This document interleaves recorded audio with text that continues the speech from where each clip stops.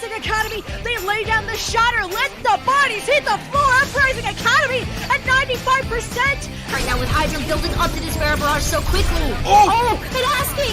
Double kill in the back with the pulse bomb from the high ground. Aerial assault with that mine. Impact, se escucha de baja gritar campeón a Sky Foxes.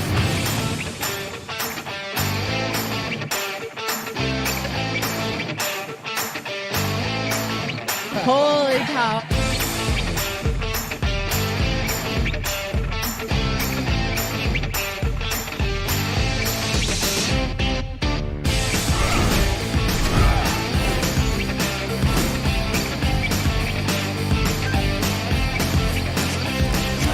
And after 42 consecutive losses, the Shanghai Dragons get their first win. 8 teams enter this weekend. Oh no, Reinhardt, what are you doing? We got a clip with minimal information. It's time to break it down. Speed, 25%. Go. Figure out what this man's SR is. Keep fighting until it's for sure lost. Winnable!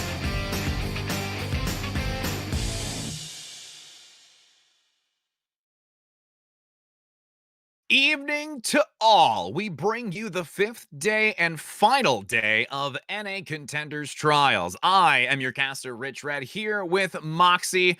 And Moxie, this is going to be a doozy. This is going to be an important one if you're on the side of either Doge or Uprising Academy, Rich. Both of these guys currently sitting on that 2-1. In fact, it may come down to map differential. Team Doge is ever so slightly ahead, but it's not by a lot. It's literally only by 1 map.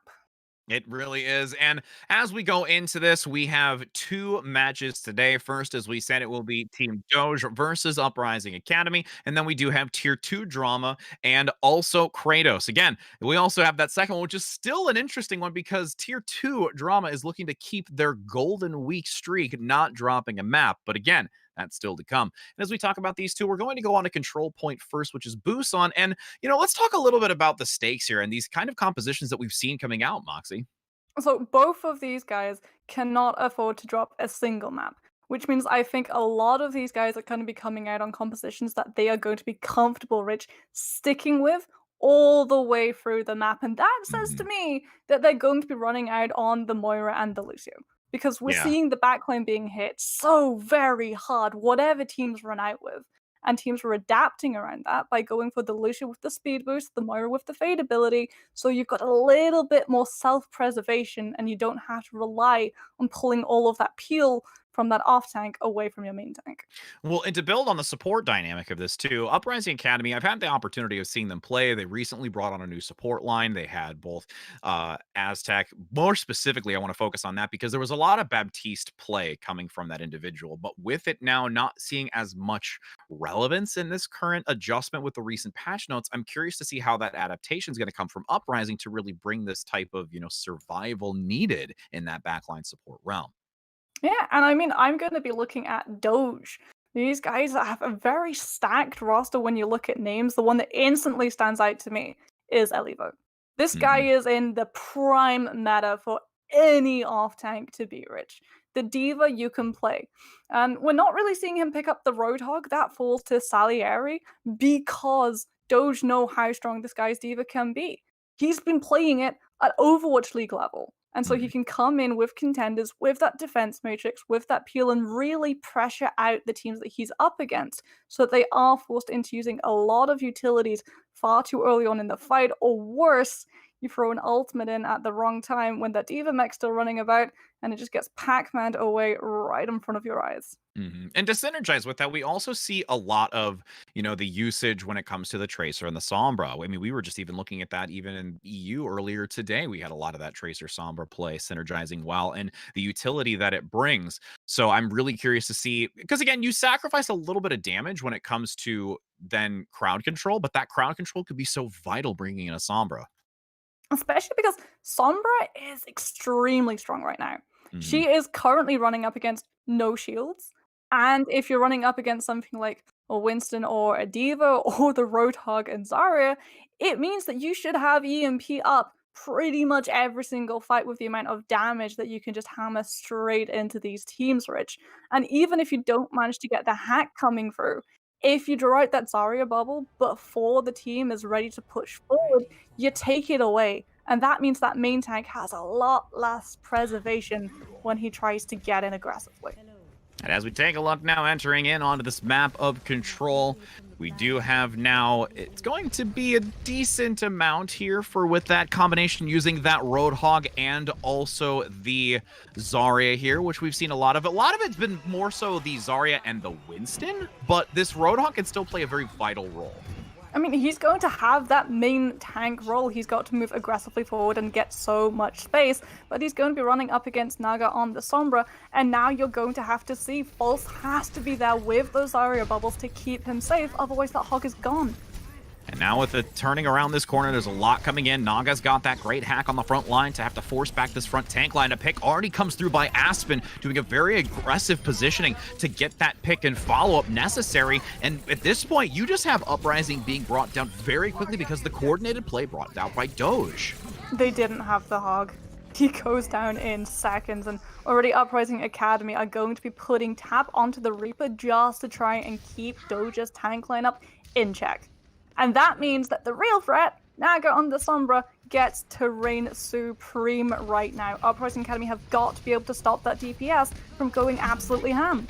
And with that high ground, still looking to try and aggress down Uprising, wanting to collapse down onto this, but Tap playing very carefully here, still just peppering in damage for the time being until they can find more of an advantageous position, because now you're playing catch-up. You have only that 16% to your ultimate charge. A beautiful hook comes through on that front line with the Hog, but there is a huge follow-up immediately after. A-Fox with the Coalescence to lead into this. Even though there's already one pick down, the second tank, Elivote, is surviving, but there is a lot of return damage down that choke point. Way fast coming in big, which we've seen before previously, dominating on that Ashe play, and now going to transition to this point and take it, and ceasing Doge at that 40 just plus % before the 50 marker.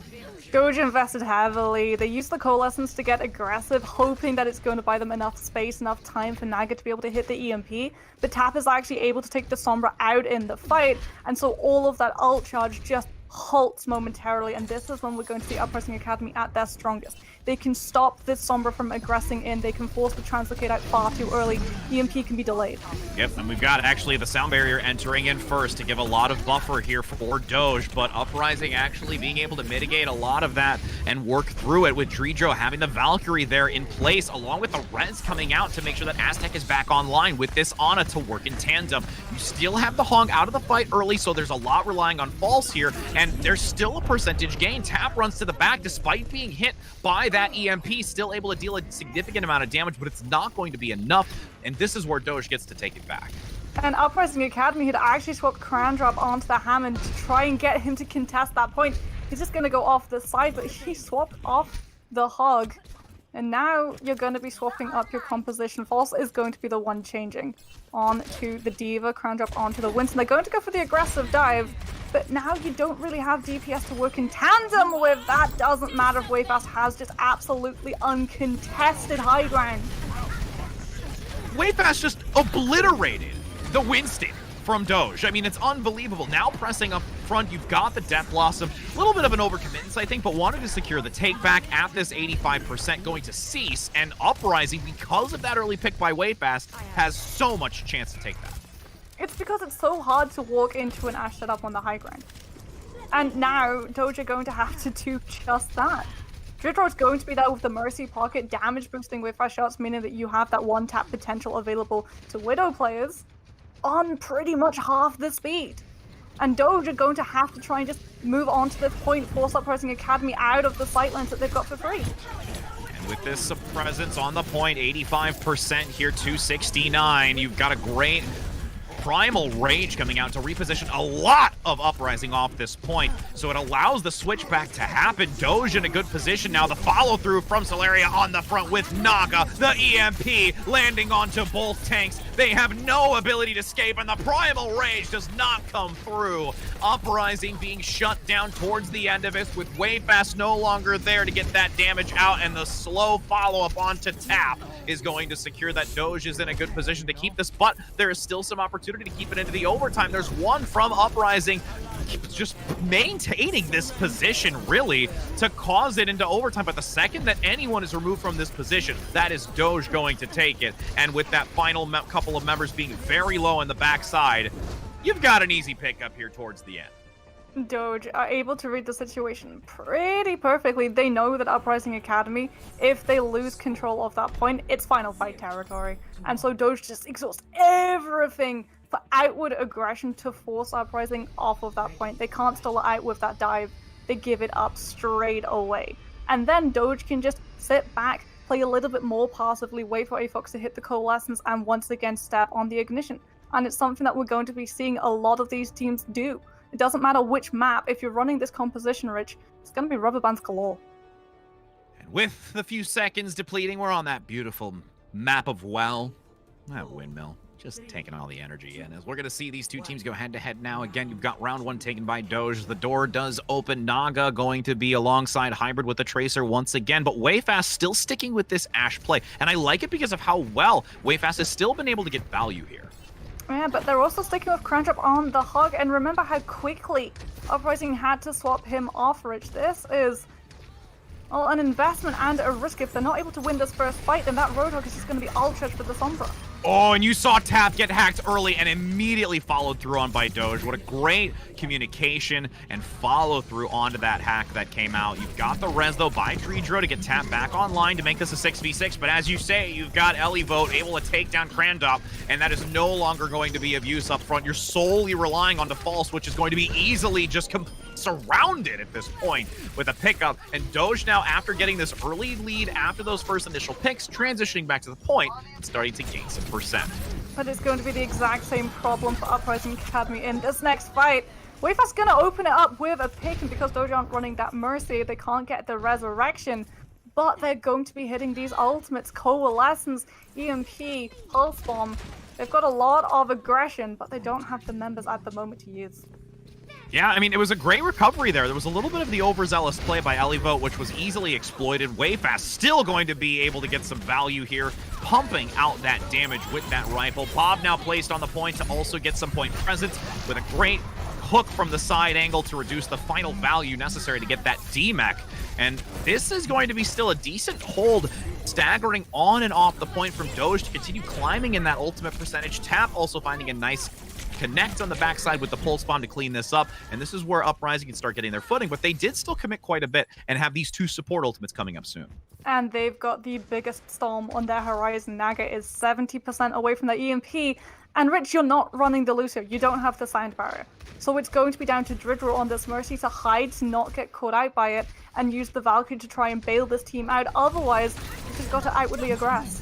Ooh, speaking of aggression, you've got Hydro on the front with that pulse bomb, but is not able to get the kill onto Crandrop with that great resistance from the tank breather and the supports in the back line as Hydro continues to still get a lot of damage onto these tanks. Beautiful shield activity to survive through that consistent pressure in the back line on this Tracer play.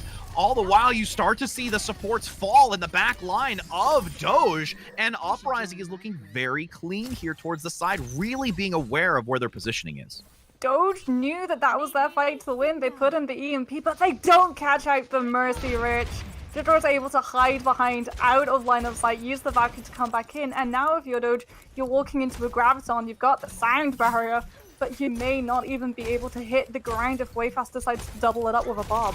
Yeah, having that extra person practically with Bob on the point is going to be very important here to utilize against Doge. You have an early tank down onto False, though, so that gives Uprising a chance now to have to fall back and try and regroup, but Doge is just going to press on, gets the pick. You've got Hybrid getting value with the... No, it's going to be in, though, with the return from Tap. No ability to get that pick, and Doge swiftly will take this back, stopping Uprising at 80%.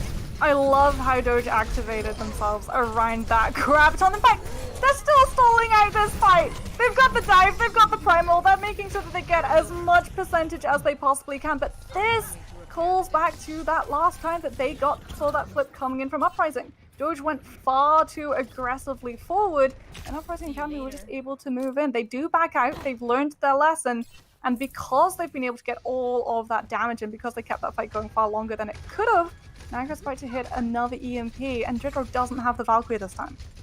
Okay.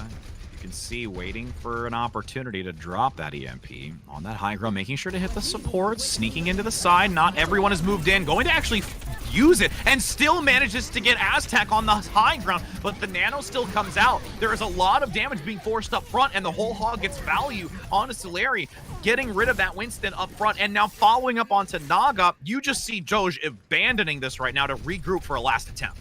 Naga's onto the Reaper, Salieri onto the Hammond. This is a team understanding last fight territory that they've got to stay on this point as long as they possibly can, but you've reset your ult bars!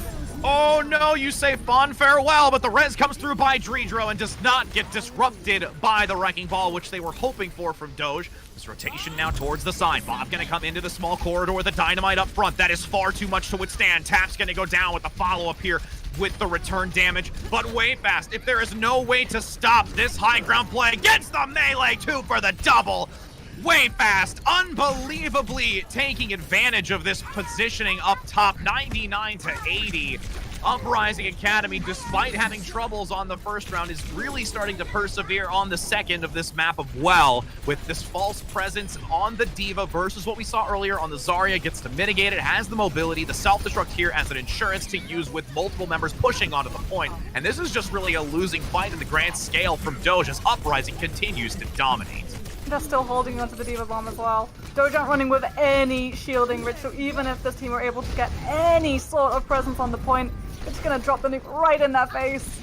Yep, it's just a matter of time, like we said. These staggers are doing very, very well, though, from Doge, but, I mean, honestly, we saw the biggest focus now that was a great advantage was Wayfast, who, again, right now even, is consistently keeping this high ground position, unable to be contested because the Wrecking Ball can't seem to get any pressure up top, and it will, like I said, go to Uprising here. So as we go into the next round, I'm curious to see if, you said it was a risky play with the Roadhog. It worked out well here, but going to this next one on Ruins, that's going to be a real question here. I mean, a lot of it is going to come down to DPS. We just saw what happens when Wayfast is uncontested. And it means that Uprising Academy, if that continues, will be coming out with these points in their favor. Doge even swap in Salieri onto the Hammond in that last fight as well to try and stall out the point, but to try and get on top of the Ashe with the pile driver, bully her out of her perch. But Wayfast is just too well protected. The only way you can go after this Ashe is by taking the hit scan duel, and that's something that Doge have been very reluctant to do. And you make a really good point, being very reluctant. I mean, they're confident in their composition, but this type of lack of adaptation can be very detrimental to a team. They have to accelerate themselves on the comp that they have, and taking the side position, I'm curious how Naga is going to be able to counter this. Wayfast on the Widow, Rich. If you're able to close up the distance, you should be able to get them out of the way, and that's exactly what Doge is trying to do. Make sure that Uprising Academy don't have the sight lines, can't set Wayfast up. And with that Mercy play, it allows the 6 to come back in. You have Uprising acknowledging that the early pick comes through by Naga, but rejoining as a 6. Hybrid actually still finds 1 on the counterpart. Tap gonna get picked off onto the outside, so Doge is still in a very dominant fashion in the lead of this fight, doing well, but they have to find a solid, consistent hold, unlike last round, as you've got this consistent pressure to get Naga out of these fights. Naga's just completely deleted. Even gets the Zarya Purple from the Roadhog to make sure that he's actually able to survive and doesn't get hacked out. And this Road is on an absolute tear. Dive just does not do enough damage to chip this guy down. Yeah, killing spree right now with Crandop on this Roadhog. And again, I have to say, Uprising is playing it very well. They are able to work with the Roadhog so it can start to prevail. But now Doge coming back into this still has to be very careful, but they've got some ultimates of their own to use. What they don't have, though, is space.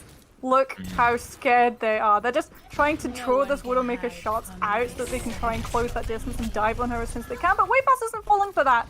Baits out the dive and then just goes straight back to the back of his team. Still uncontested in the backside as you've got Tap surrounding the back line. Does get the Naga Sombra play. And you've got a res to get Aztec back online. Full 6 once again here. Self-destruct tucked just over the top. Does get the pick onto the whole hog. That is no longer useful. And at this point, you're going to see Doge aggress onto this point and need to be aware of this backline pressure by Tap, because Tap's honestly been doing a stellar job on this Tracer to keep a lot of applied pressure on these supports. But again, Doge with their tank line is still really able to combat this front line of Uprising. Tap's allowing Wayfast as well. All of this pressure on the Tracer is something that could have gone on to shutting this Widowmaker down. But if you're Uprising Academy, you need to shut down this EMP. Yeah, the They're EMP. going to be walking right into it, and they have nothing. They've got to delay this fight, Rich. Yeah, the Until then, they EMP can't move in. is critical, does get it overhead, manages to knock a few down for usage of abilities. You've got the Wrecking Ball repositioning for the Widowmaker. The Mercy, a sitting duck in the sky, and will be picked off. And Doge is actually handling that very well after the EMP was used. Uprising Academy are actually going to invest the nano boost onto Crown Drop, something that Slurry is away. Naruto's going to start to play, and he can definitely move forward. There's no support, there's nothing to keep him alive! Just having a field day right now. You put the targets in the air, and I'll be happy to pick them off. With that... Oh! Finally, we Ooh! got it, Rich! It's the Widow Duel! Oh, Hybrid. You had a prayer for that one. Sleep Dart now in the back as well by Aztec to respond to this Wrecking Ball, and there's going to be a lot of pressure up top, but because Wave Fast is there, it's going to be shutting down that aggression from Uprising and force them to regroup. Aspen is going to be waiting as well for Doge. You've got to wait. Pulse has got Graviton, and if you don't have that Sidebar to come in, Tap's going to be able to hit that Pulse Bomb. We call it the Big Bang, and it's definitely going to be a big explosion.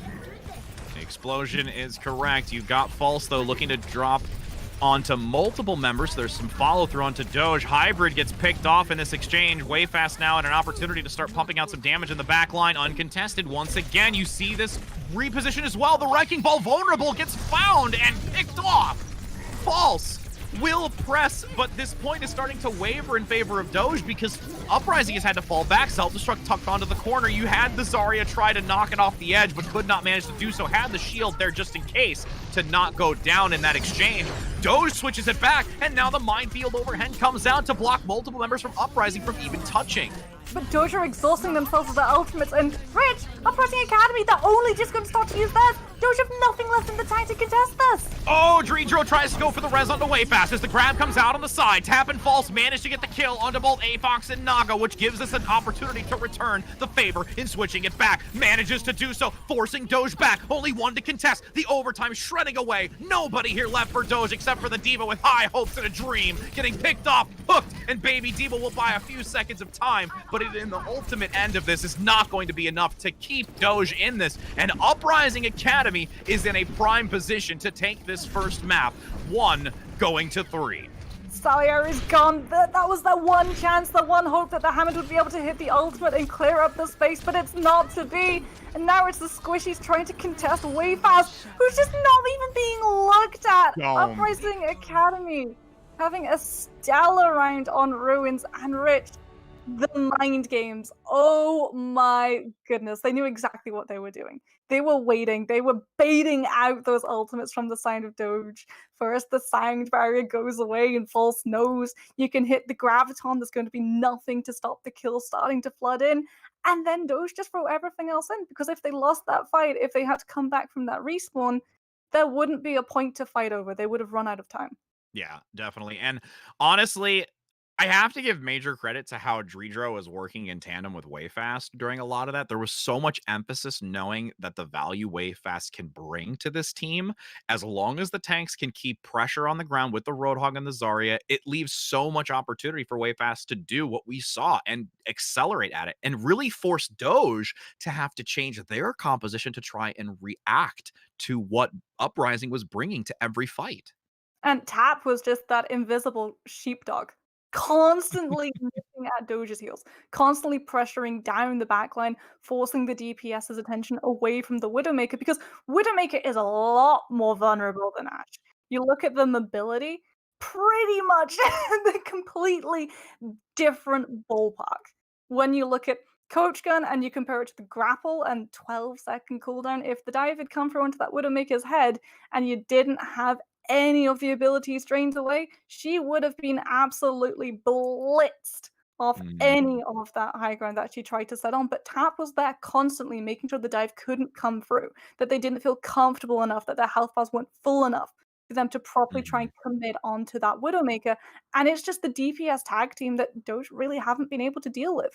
Yes, they've got the Sombra. Yes, they're hitting the EMPs, but where's the follow-up? We're not really seeing the ultimate come out and be that massive impact in the kill feed that you would expect when the entire enemy team is denied of all of their abilities. And 100% agree with you. And I think when it comes to Doge moving into this next map, which is going to be Volskaya Industry, they still have to be very aware of this potential Widowmaker play or the Ashe play. Again, Widow can still be very valuable on that initial first point, holding the choke, watching over the balcony area if there is any type of grapple shots that Doge could be bringing into this. So definitely really need to be evaluating that type of double or the dynamic of the DPS from Uprising. And I would 100% agree. And more so, I'm curious what they can do to adapt. Will they look to try and change up things a little bit more when it comes to their tank lineup, or they'll really stick with this Diva Winston that they've liked, or still try and attempt with this Wrecking Ball to get into the back? Because I feel the Wrecking Ball is being shut down more often than not.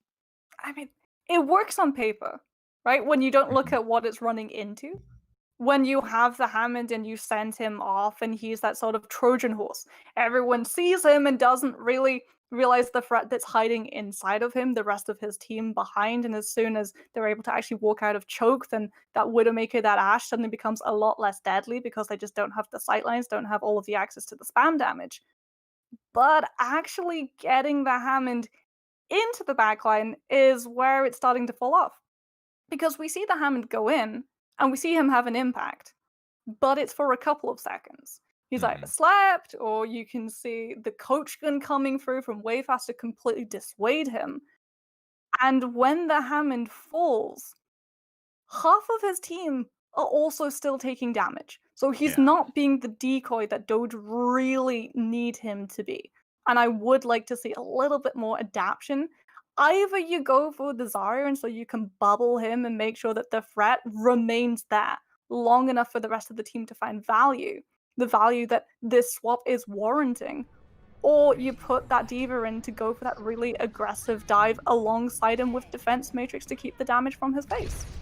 And you touched on it about the sleeps specifically. Aztec right now for this Ana play has been killing it. Like, there have been multiple occasions that you find a huge change of momentum because of that support line. And we talked about it at the start where, you know, these are two new individuals that are coming into Boston Uprising, and they're really finding their place in this team and working out very well, despite not only a new team that you're working with, but also with the recent patch changes.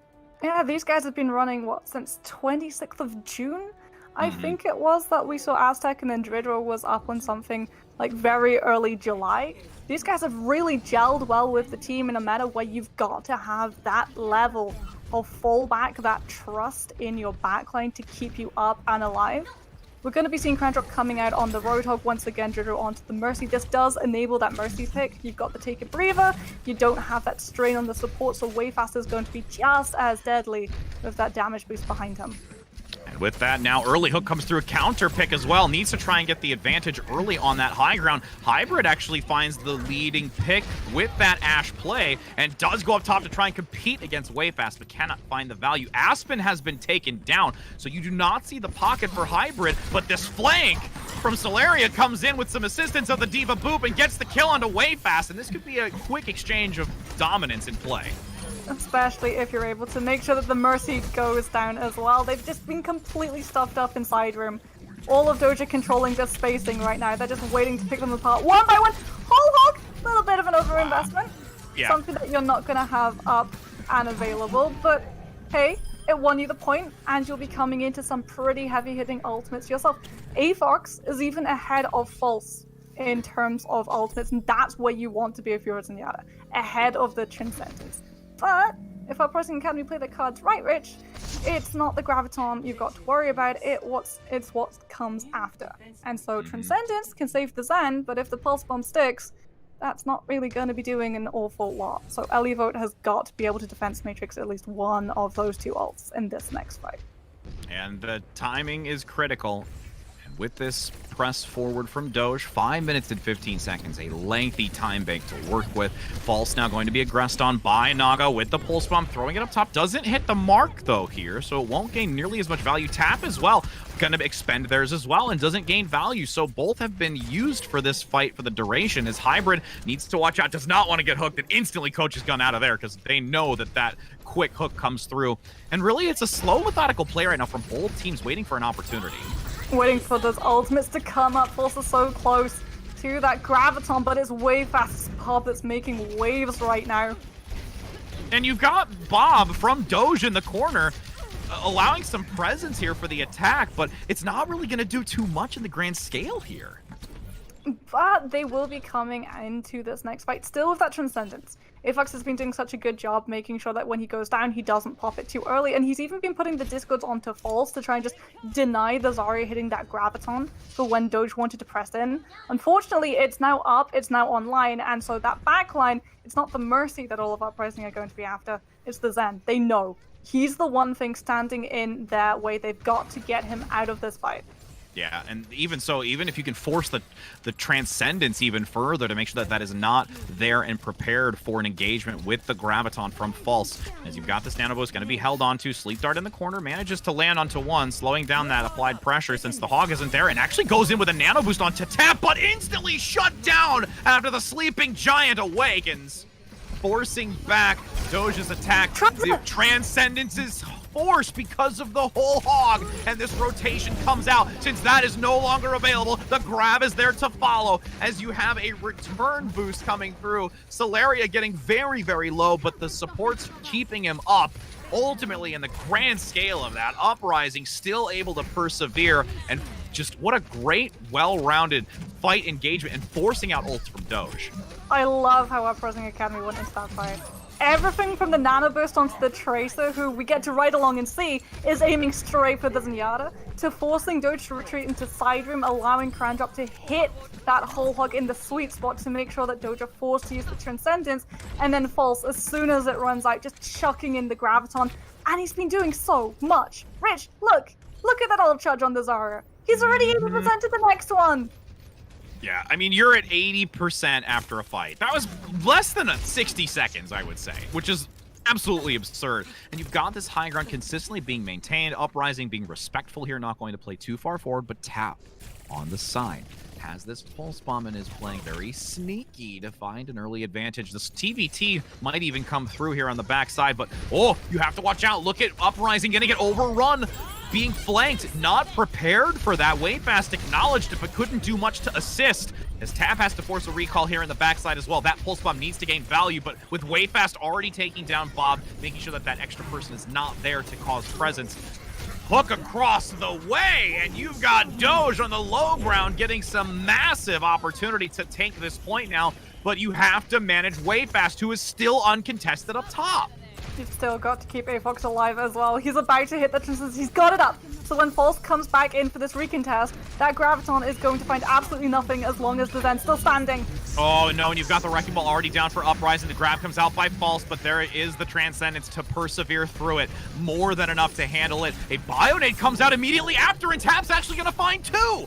Looking to continue dealing enough damage to shut down Doge, contesting on this point. You have the Wrecking Ball back in. The spin to win might just come out to knock a few members away, but there is far too much for Uprising to withstand from Doge. Even with the res onto False, it is not going to be nearly enough. This will be a completion unless Bob miraculously pulls something off and does his job, but that's a tall order even for Bob to do. He's doing something, slowly, but unfortunately it's just not enough damage. Aztec's able to get the Anti-Nade onto Aspen, but Doge are just too well established on that point. They did such a good job. I told you, Rich, it's all going to come down to that back line. These guys have been playing it so cleanly. When you want that Zen to still be alive with Transcendence, Avox is still alive with Transcendence.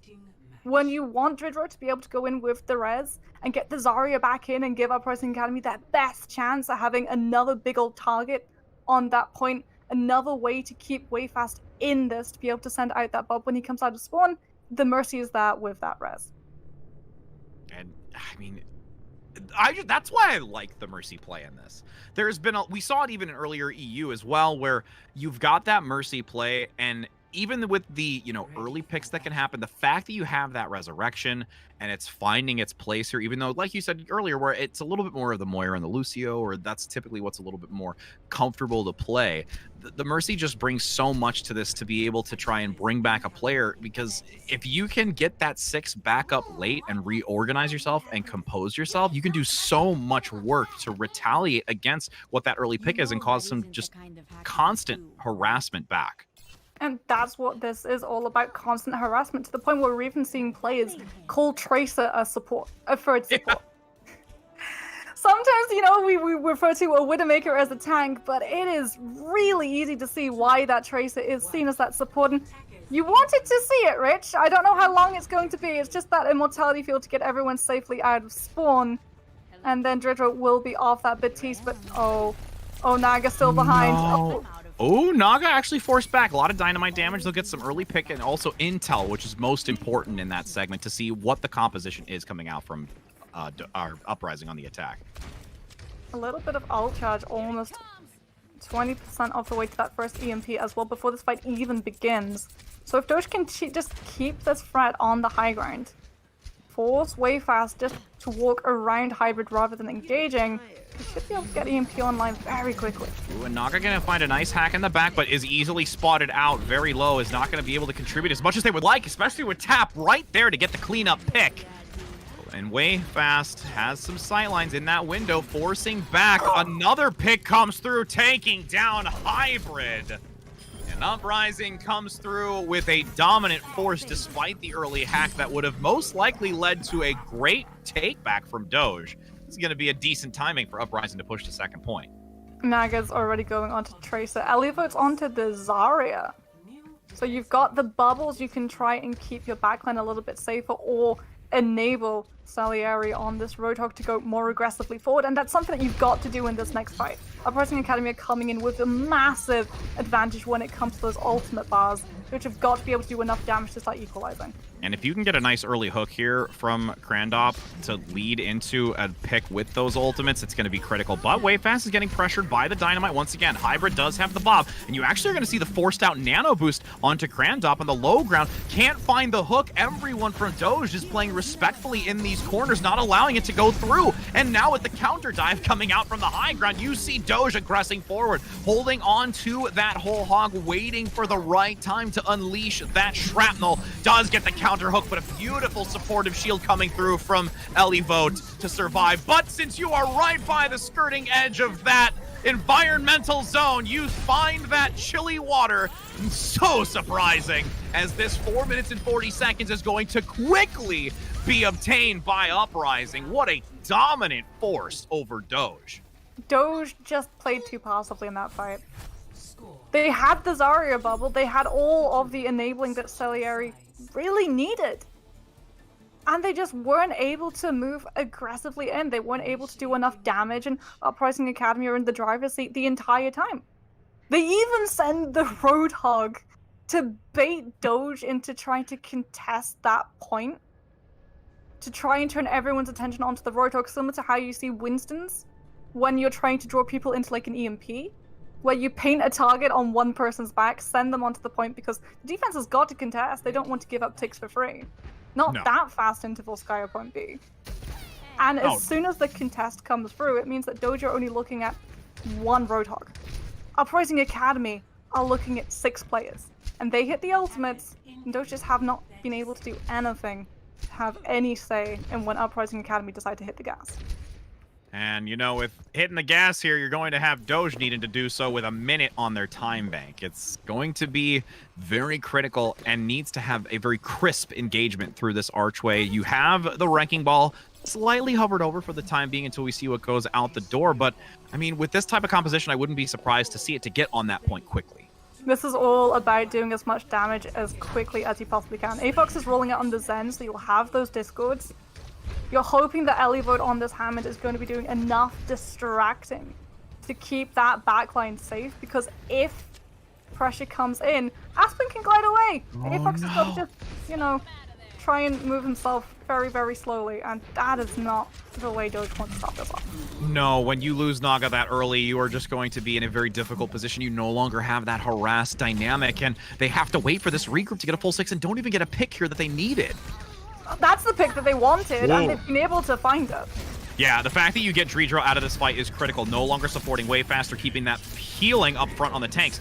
Elivote, though, getting very low on the front side and being in a vulnerable spot. Hooks need to come through here, but just fall short for Doge. And once again, Naga gets picked off. Wayfast finds the value onto that Tracer. And at this point now, Doge is in a very difficult position. Crandop also gets the tank down onto the counterpart. The Roadhog is no longer available. The overtime shreds away. Doge, despite their high hopes that they had with 60 seconds, that early pick onto Naga will spell the end of this for no ability to gain any ticks on this or percentage, where now Uprising is going to look to want to take the side swap and use that full 4 minutes and 40 seconds to take it over Doge. Transcendence is there though. Afox must be able to get his team to buy himself enough time.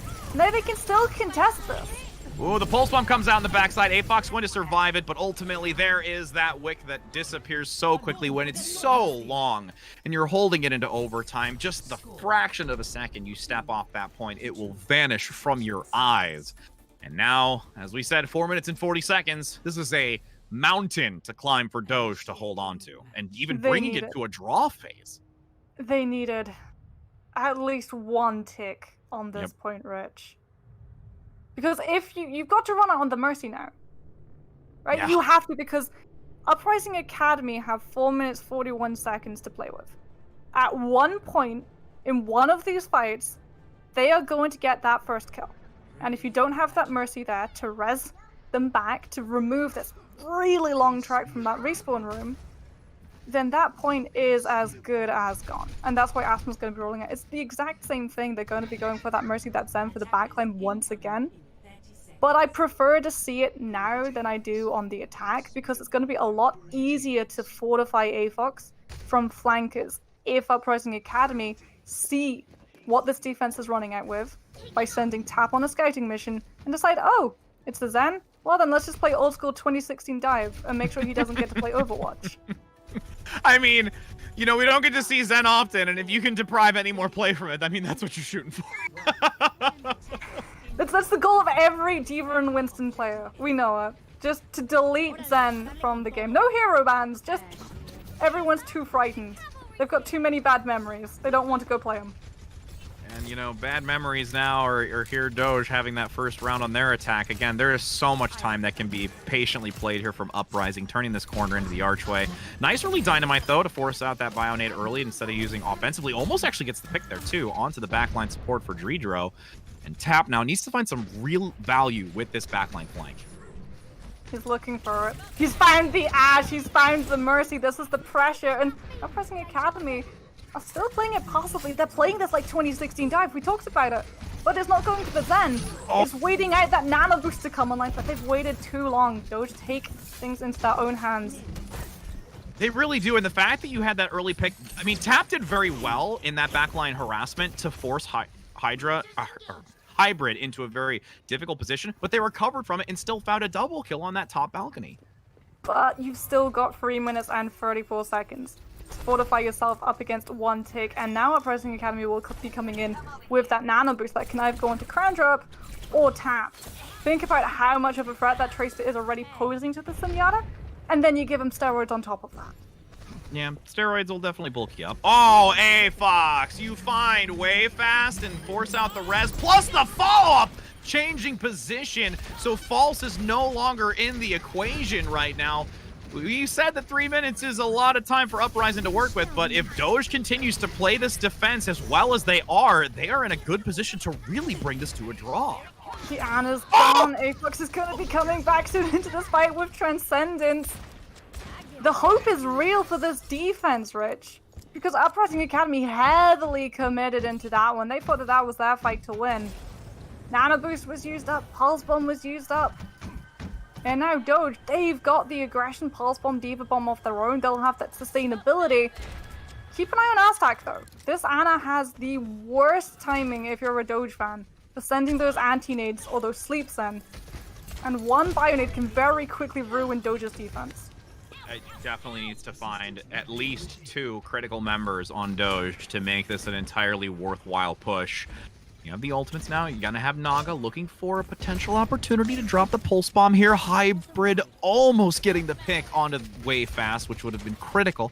still survives playing on that opposite high ground. And again, slow, methodical play. Apox has this Transcendence and waits to drop down because this fight is continuing underneath where that mini pack is. An already early takedown again onto one of the tanks, leaving False all alone. This is so much relying on their shoulders, but Dreedro manages to get the res. Bob being from the high ground, coming overhead, but there's already the kills coming through by Uprising. Presence on the point is there. Bob with the assistance of Naga on the low ground, attempting to keep this alive, but it's gonna fall short as Bob from way fast comes in later on, dealing the damage. The numbers advantage for Uprising finally can transition down to the low ground. That 33% marker will finally be reached, and you have a long but awaited victory on Volskaya Industry for Uprising.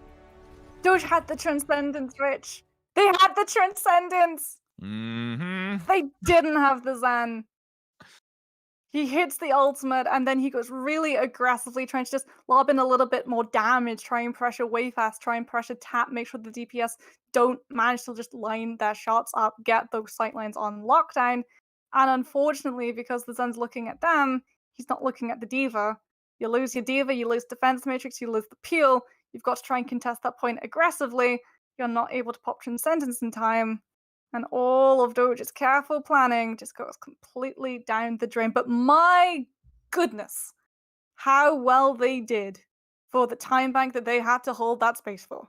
Absolutely. I mean, Doge really was still able to wear off almost 3 minutes of that time bank, almost 4 actually, correction, because it was nearing that 5 marker. But one of the big things is how Doge has been able to start to compete. You made that comment earlier about needing to try and take this hit scan v hit scan dynamic, and it's starting to allow Doge to really bring some hard presence to compete against Wayfast, who otherwise has been just really kind of doing what they want.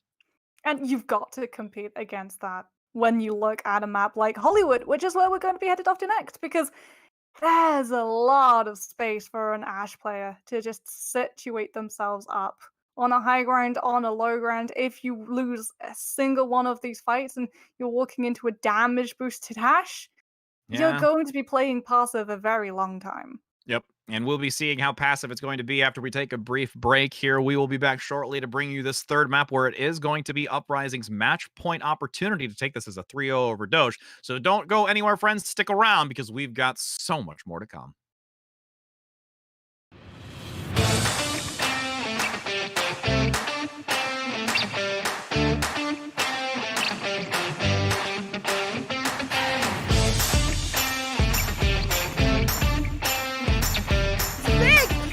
Academy, they lay down the shatter, let the bodies hit the floor. Uprising Academy at 95%. Right now with Hydra building up to this Bear Barrage so quickly. Oh! And asking! Double kill in the back with the pulse bomb from the high ground. Aerial assault with that mine. Impact se escucha de abajo gritar campeón a Sky Foxes.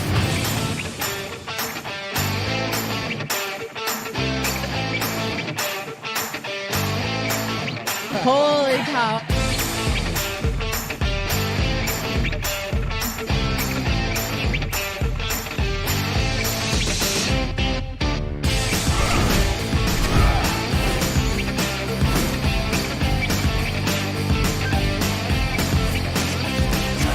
And after 42 consecutive losses, the Shanghai Dragons get their first win.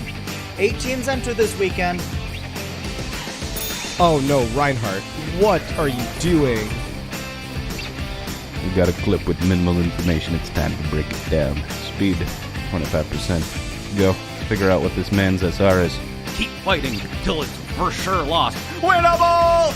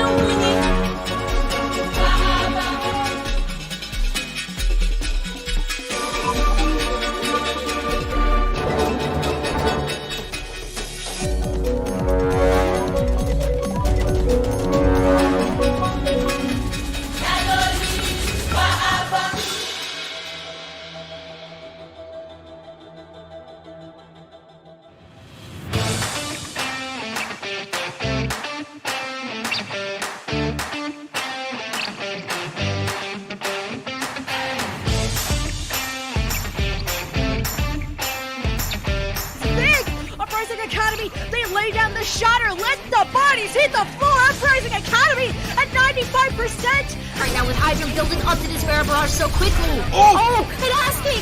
Double kill in the back with the pulse bomb from the high ground. Aerial assault with that mine. Impact se escucha de abajo gritar campeón a Sky Foxes.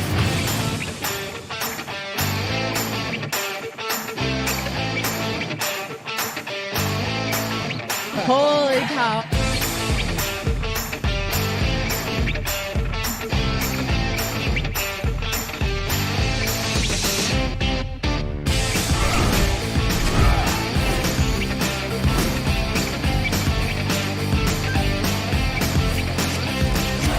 And after 42 consecutive losses, the Shanghai Dragons get their first win.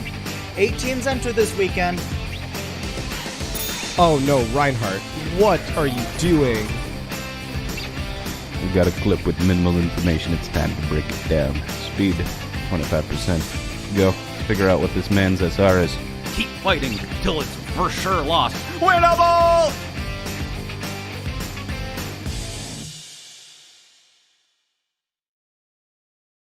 Welcome, one and all. We are back for some more Overwatch action here in the NA region of Contenders Trial. We've got Doge versus Uprising, and we have seen Uprising exert quite a massive amount of dominance over Doge so far, really putting them on their heels. Moxie, we're going into Hollywood, and how do you think this is going to end up here?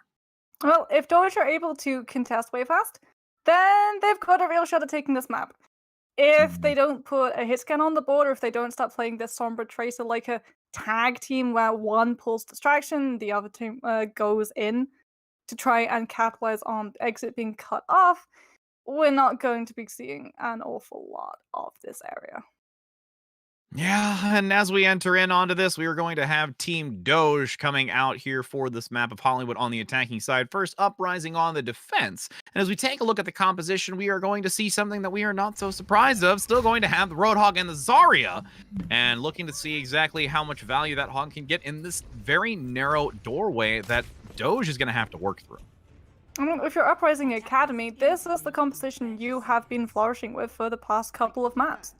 Wayfast has been virtually uncontested when it comes to other side hit scan. You've only got to worry about a Tracer and a Sombra so far.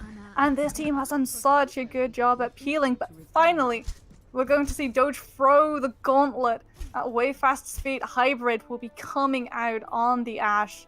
Aspen on the Mercy with the damage boost, and you're going to have Avox sticking with the Zenyatta a lot of damage, and you can really capitalize on this because there's nothing really to pressure that Zenyatta down besides tap on the Tracer, who's also got to be hunting down Hybrid. Yeah, it's really going to cause a lot of just diverted attention and really critical decision-making here from Uprising, more than anything, to compete against Doge, as you've got this side position already going to look to compete on the high ground. Does look for an early grapple, does get the hook there and lands, but a shield immediately after from False to keep Crandup alive and make sure that everyone's good and healthy. But again, the slow methodical play here, we can see it now going into this. Doge with Naga trying to find that TBT opportunity and giving some coverage for their team. Yeah, Doge just trying to take that high ground up, but unfortunately, Roadhog is there to stay, and Naga's just going to try and busy up that backline to keep Doge safely in that retreat. And something we didn't really get to touch on is Ellie vote on this diva. You're putting in the diva so you can try and deny Aztec's impact with those anti-nades, with those sleeps, but it also means that False just gets to do so much damage when the fight actually gets close up with that beam. And that's the fight you're looking for right here, especially for that pick to come through onto Wayfast already. Going to try and counter, but the res is there. Dreedro managing to, on this defensive side, to keep it up. You lose False in this exchange, but you have a beautiful hook coming through. This is quite the scrappy fight up the stairway. And Uprising Academy is going to have to draw back here to make sure that they can stabilize against Doge's recontest. Uprising Academy, though, will be coming into a lot of ultimates that have a lot of cohesion, especially if Aztec's able to hit the anti-nade onto the hub, completely denies his existence. Oh, but you got Hybrid able to follow up immediately after once that hog is down. But Dreedro is there again to get that res, and you've just seen Dreedro constantly finding value and making sure that these reses are worthwhile. Wayfast going to get overwhelmed on that high ground as Aspen demonstrates that they can get the hog back online despite that pick coming through. 2 minutes to work with, and Doge, with Afox getting a takedown onto Cratos, has a chance to push forward onto this. Especially because Afox will be hitting that Transcendence right now, using it to stabilize all of Doge, but now you've got to worry about the next fight that's coming. You just burned Transcendence, you've just used your Pulse Bomb, the defense matrix has got to be there to stop False's Graviton. And you have now Tap continuing to be a nuisance in the backside, has not yet been picked off. There's finally Afox getting the orb to the dome on that Tracer play, as Uprising now will allow this to reach payload phase, but again, still be able to wear off quite a bit of time for Doge. Doge getting the staggers as well is going to be able to wear quite a bit of distance off this payload, as Uprising Academy are going to be caught out one by one. The Zarya bubble's there to save the Roadhog, but it's not there to save the Mercy. And Doge sensing blood are just going to be pressing the initiative, which they're getting so much free space. They're already swarming all over the high ground. It doesn't matter if Uprising Academy are coming in with a lot of ultimates to their name. They're not going to have the space to properly pull them out. It's going to be playing so passively, so out of this combat. False is going to really have to be careful about when this Graviton comes through.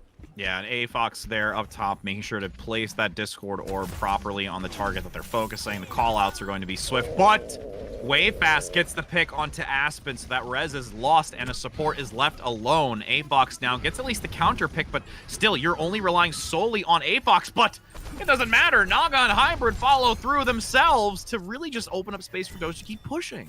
And Doge aren't really going as aggressive as you would think. They're still waiting for Aspen to come back in. Afox is even on one of the sidelines to make sure that the Mercy can bury herself back into that fight quickly enough. And now he's got the Transcendence, but he's not there!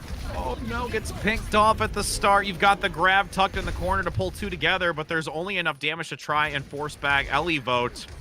Well, as you've got Naga also going to be picked off here with the res coming through by Dreedro to get the stability of having pulse supports, as Hybrid says, no, please stay dead.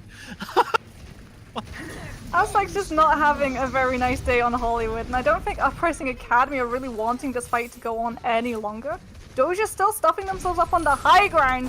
The Hook's trying to be there to deny the supports, but Salieri's back in, and that means Afox can finally use the Transcendence to initiate. Yeah, Afox going to use it and then unfortunately have to bail out immediately.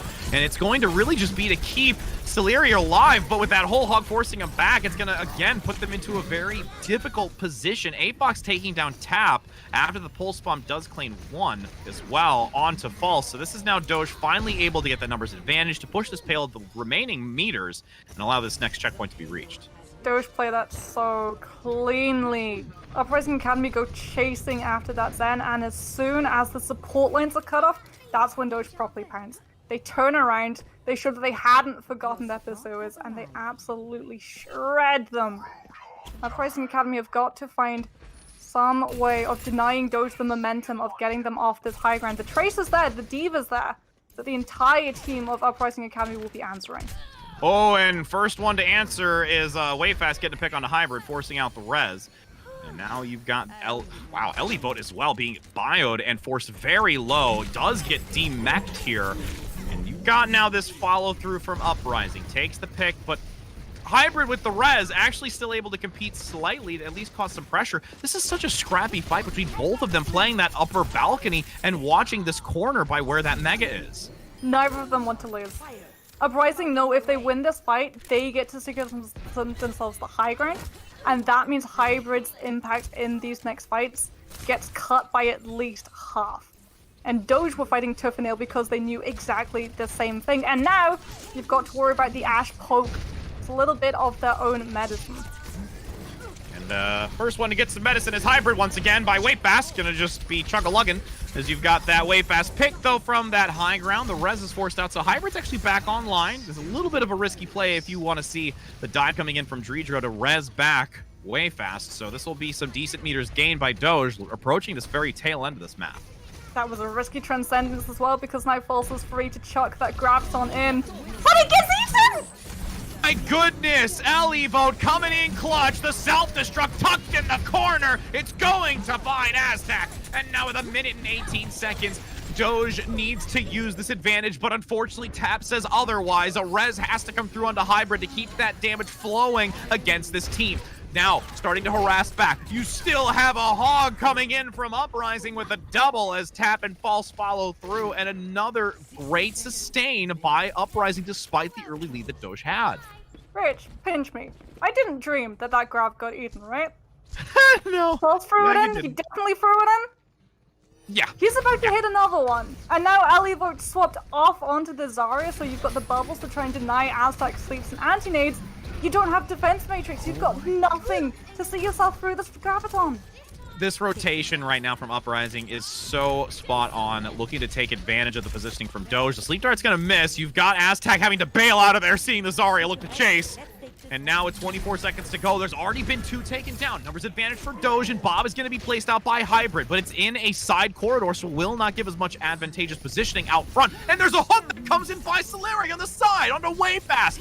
You are in a dire position for Uprising as the 10 seconds remain. At this point, you just need an overtime completion to try and not allow any time on this, but it's not going to matter. You have just under 4 meters. Naga and Hybrid working in tandem with that front tank line. The few meters, the hook to bring Bob in as the coach gun tries to knock him back. It is just this ebb and flow where Doge will finally be able to complete this map under a meter. Uprising is not going to be able to come back, and you have a completion for this first round.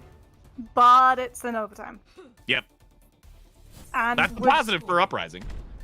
Big positive for Uprising, because we know how quickly they can just steamroll their way through spaces that Doge are trying to lock down.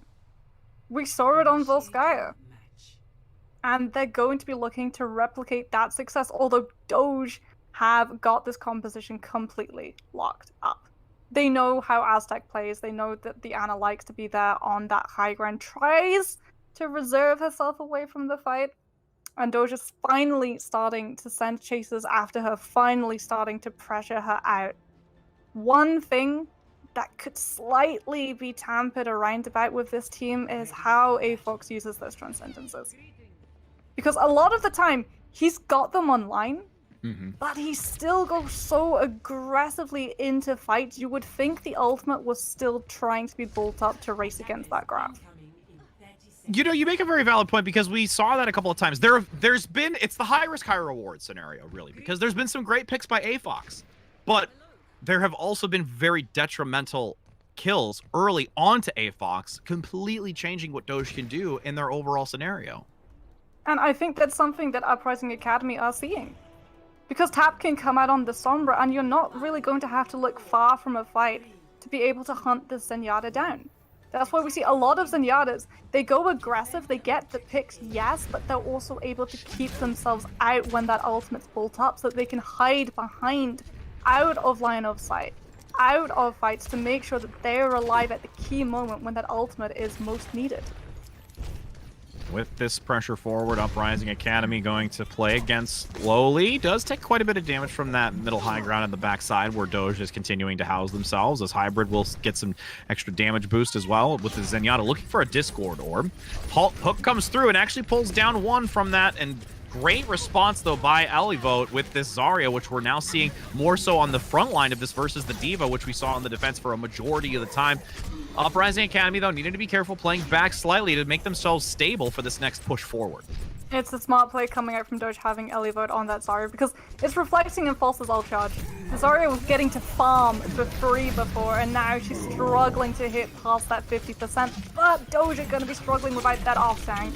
Yep, absolutely, especially when you've got a nano boost on him, but oh, barely turns the corner to survive, can't survive much longer when Naga's there to say hello, and it's going to be just under 3 minutes now. You've got Naga recovering this fight, the res is there and does get crammed up back online.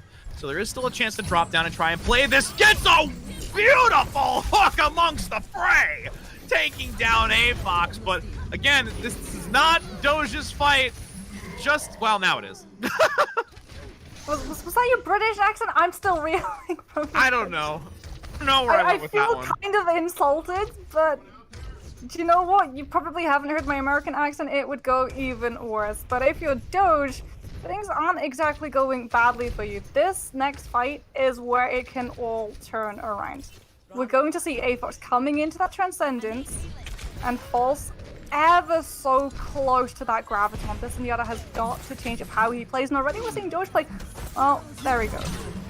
Righto, right into the fence of him. I'm done. This tap now is going to get a pick onto Naga way fast as well. The ultimate comes out from the Hog to force back their counterpart. The Transcendence has to be committed to this by Avox, but there's far too many numbers advantage for Uprising and will be able to force Doge back. And that is going to be a completion on this point to transition into the payload phase. Doge have got to start this fight off. Hybrid's even going into the Widowmaker. They know how crucial one first pick is going to be in this next fight because Uprising Academy have all of the cards right now. They've got the Graviton, they've got the Nano. When the Graviton comes out, it is going to absolutely blitz through Doge's defense. Oh, and you see Hybrid saying, I'm gonna get you way fast. This exchange from the hit scan on the high ground is going to be absolutely intense. But in the back line, you actually have Naga trying to take down the support, and it's going to, oh man! Naga almost got outplayed there, but got the pulse bomb. Had to commit it, and that's a little bit, you know, overzealous play, having to commit that and could not get the pick outright. And they've given up so much space because the Tracer was able to contest. That payload hasn't been able to move past those first doors. And now, if you're Uprising, you're walking into a Widowmaker on the high ground set up way fast. Sure, you've got the Mercy Pocket, but you've also got to walk straight into Hybrid's web. And that is a very sticky web. It is going to keep you there. As Hybrid now looks to continue getting some decent sightlines, has the Infrasight almost available to know exactly where everyone is, with a beautiful hook, dropping that health value instantly for Uprising, and Doge is going to be able to recover here. Hybrid getting the better half away fast, and this is again another great hold with a hook from downtown onto Aztac. Salieri is just going to go as aggressive as he wants right now. There's nothing stopping this Roadhog because all of Uprising Academy are focusing on the DPS right now. And so Salieri is operating as a third DPS and a tank in tandem. As Hybrid, ever so confident, is able to just, you know, get a couple of shots in, cleanly disengage himself from the next fight. He knows, as long as he's away, as long as he manages to just lengthen out that distance, Uprising Academy have to play so aggressively when these engagements begin so that they don't lose a member early. And his backline positions being very heavily damaged on that high ground. You've got Naga now with the pulse bomb, going to look for a chance to pick somebody. But again, you just see Uprising having to play so clustered together underneath to try and make sure that they can survive through it. You had Hybrid get a pick again onto Wayfast, really finding the better end of multiple exchanges here. And Doge is in a prime position to actually stop Uprising from pushing any further. Taps even onto the Genji. They know how scary it is to walk into Hybrid when he's uncontested, and you're sending the Genji to bully this Widowmaker so that you can safely move forward, but that's just not going to happen because Tap gets found out in that side room. Yep. It's just unbelievable. And with this last moment change, just over 60 seconds, there's a lot riding on the shoulders. You've got to get a lot of value from this Bob, along with the whole Hog as well, to really compete against Doge. The Graviton is going to be the breaker for this team right now. Because when the Graviton comes through, you've got the follow-up. You'll have the Valkyrie, the Bob, the whole Hog. You've just got to be able to hit members of Doge, and they're all so spread out. It's going to catch one, maximum two members of the team. Nice hook to lead early, just going to be negated though. Nice shield coming through as you've got the pulse bomb landing in the back, gets the double! Naga finds value, and that will be a huge fight win here for Doge, putting Uprising in a terrible position. Cratos was even forced to use the Valkyrie just to get out, and oh, Salier is hunting for the Mercy. He's trying to find bacon. I don't think he realizes that she was actually on the roof and she just glided down.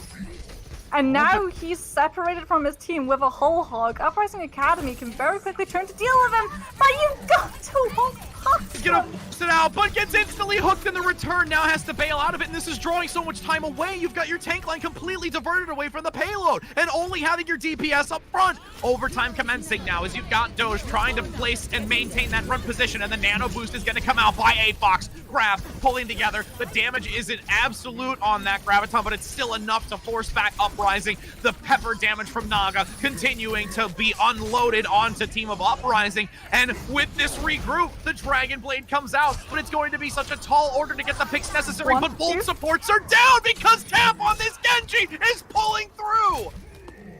He just needs to kill the hog. Genji versus hog, the rest of his team is able to step up and help him out in that one, but Rich, this is an overtime push. And pretty soon that push is going to be quite literal, because Doge coming into the whole hog, the pulse bomb, all of these can be used to just dislodge Uprising Academy's grasp of this cart. And so it's all about how Doge funnel out of these two doors. And you can see slowly but surely they maneuver outside. You had Krantop get very vulnerable there for a moment, does find the hook and the counterpart, but you've already got two down. Both supports are out of this. Uprising now is going to be obliterated on the point. That is going to be Doge taking a map away from Uprising and attempting to start this avalanche. That is a reverse sweep. And one thing I'm going to immediately point out is A-Fox on that Ana's positioning was so much better than the Zenyatta. Every single time a fight was going down, that Ana was distanced, not to the point where you can't see the members of your team, where you can't heal them up, but enough to actually remove themselves from the fight, to remove any sort of threat coming towards them. And because Uprising Academy were just juggling those two ranged snipers, the Widowmaker and the Ana, they weren't really ever able to deal properly with one without first being hit by the other. Absolutely. And Doge right now, they had a tall task and they managed to persevere through it. I mean, very, very stellar job. And honestly, being able to carry this type of information and, you know, compositional adaptation into these next maps is going to be critical, because we're entering in onto Route 66, where now we're entering into a very long sightline map, which is going to be very important, especially as we've talked about multiple times now, this hit scan v hit scan, how these DPS are coordinating against one another. And this is a map to really demonstrate how those hit scans are going to have to play vital roles in these next few moments. And I think this is also going to really force Doge into thinking about their composition and what they're prepared to sacrifice. Because Route 66, you can run the D.Va. There's definitely places where having a D.Va is going to benefit you. You've got that contest both on the high ground and the low ground, the mobility if you are running up against hit scan. But we've seen the amount of ult charge that False is able to secure within seconds. Yes. The guy's able to build a Graviton in, what, a minute? And under, if there is an enemy D.Va on the field. So if you're Doge, do you put the D.Va in and sacrifice all of that ultimate charge to the enemy Zarya, or do you stick with a Zarya of your own? It is a question that we will find the answer to very shortly, and it will be now. Doge on the attack for this round of Route 66, with Uprising once again on the defense to start. As we've got these few seconds to go, I would not be surprised to see anything wavered away, but more so what Doge is going to be bringing out onto this map and to try and compete, as you said. And D.Va does have its relevancy, but I feel that it's still, you know, a little risky in what we've had. I mean, the one surprising thing is I'm missing the shield. I'm missing the Sigma. You're always going to miss Orisa, though. You're just an Orisa main. It's the running. You know, even in the break when we were discussing all of the things that came onto experimental, you were like, "What? Buff Orisa." Yeah. Sorry, I had that outburst. Yes, but it's true. You're not wrong. As we can evaluate this defensive side, as I still cry myself to sleep about the Orisa nerfs, we're going to see this still same composition. Way fast going to be pocketed by Dreedro once again. Most likely going to play a little bit further back near that gas station as we wait to see what Doge is going to come out here. And I mean, honestly, they've adopted the Roadhog, and it's still worked very well from what we've seen so far. I mean, you've got all of the peel. Elivote's bubbles have been absolutely stellar to keep Salieri up and alive. And we saw in that fight before overtime contest on Hollywood how much distraction that Roadhog really can pull away from the rest of his team. Everyone from the side of Uprising Academy turned around and tried to deal with him. And if you're Doge, you've got to try and replicate that, but way fast already going down is absolutely huge for these attackers. Yes, the rest can come through, but you know in the next 30 seconds, every kill you land, it's going to be permanent. Yep, absolutely. And that 30 seconds is a massive window to utilize to your advantage when you're pushing through this initial point, especially because of how the high ground is to obtain with that gas station. And now you've got Dreedro still continuing to pocket from that back line, no one being able to be picked off. And again, Wayfast is needing to be very careful, but when you've got a Hog aggressing forward on that high ground position and causing a lot of harassment, Hybrid's not going to find the sightlines needed.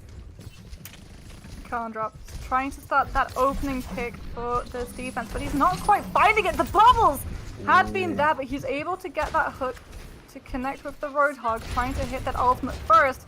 But it's Wayfast who's been the most pressured on this push. Yeah, there was a nice coordination between Wayfast and Tap, and again, that's been really accelerating this team. You saw the initial dynamite, the single pick with Tap following up immediately after, well synergized, and the tank line cleans up as well. Anyone that's still on the front line, and Doge now already going to lose almost half of the time bank here, nearing that 2-minute marker, and Uprising does have a few ultimates stacked up. It's because Doge doesn't really get the chance to go for that tag team sort of play. It's so much harder to infiltrate Naga. He's got to cross at least double the distance that Tap's really got to find to get himself safely into the fight. So you can't have that baton pass that we're seeing Uprising Academy's TTS pull off every single one of these pushes.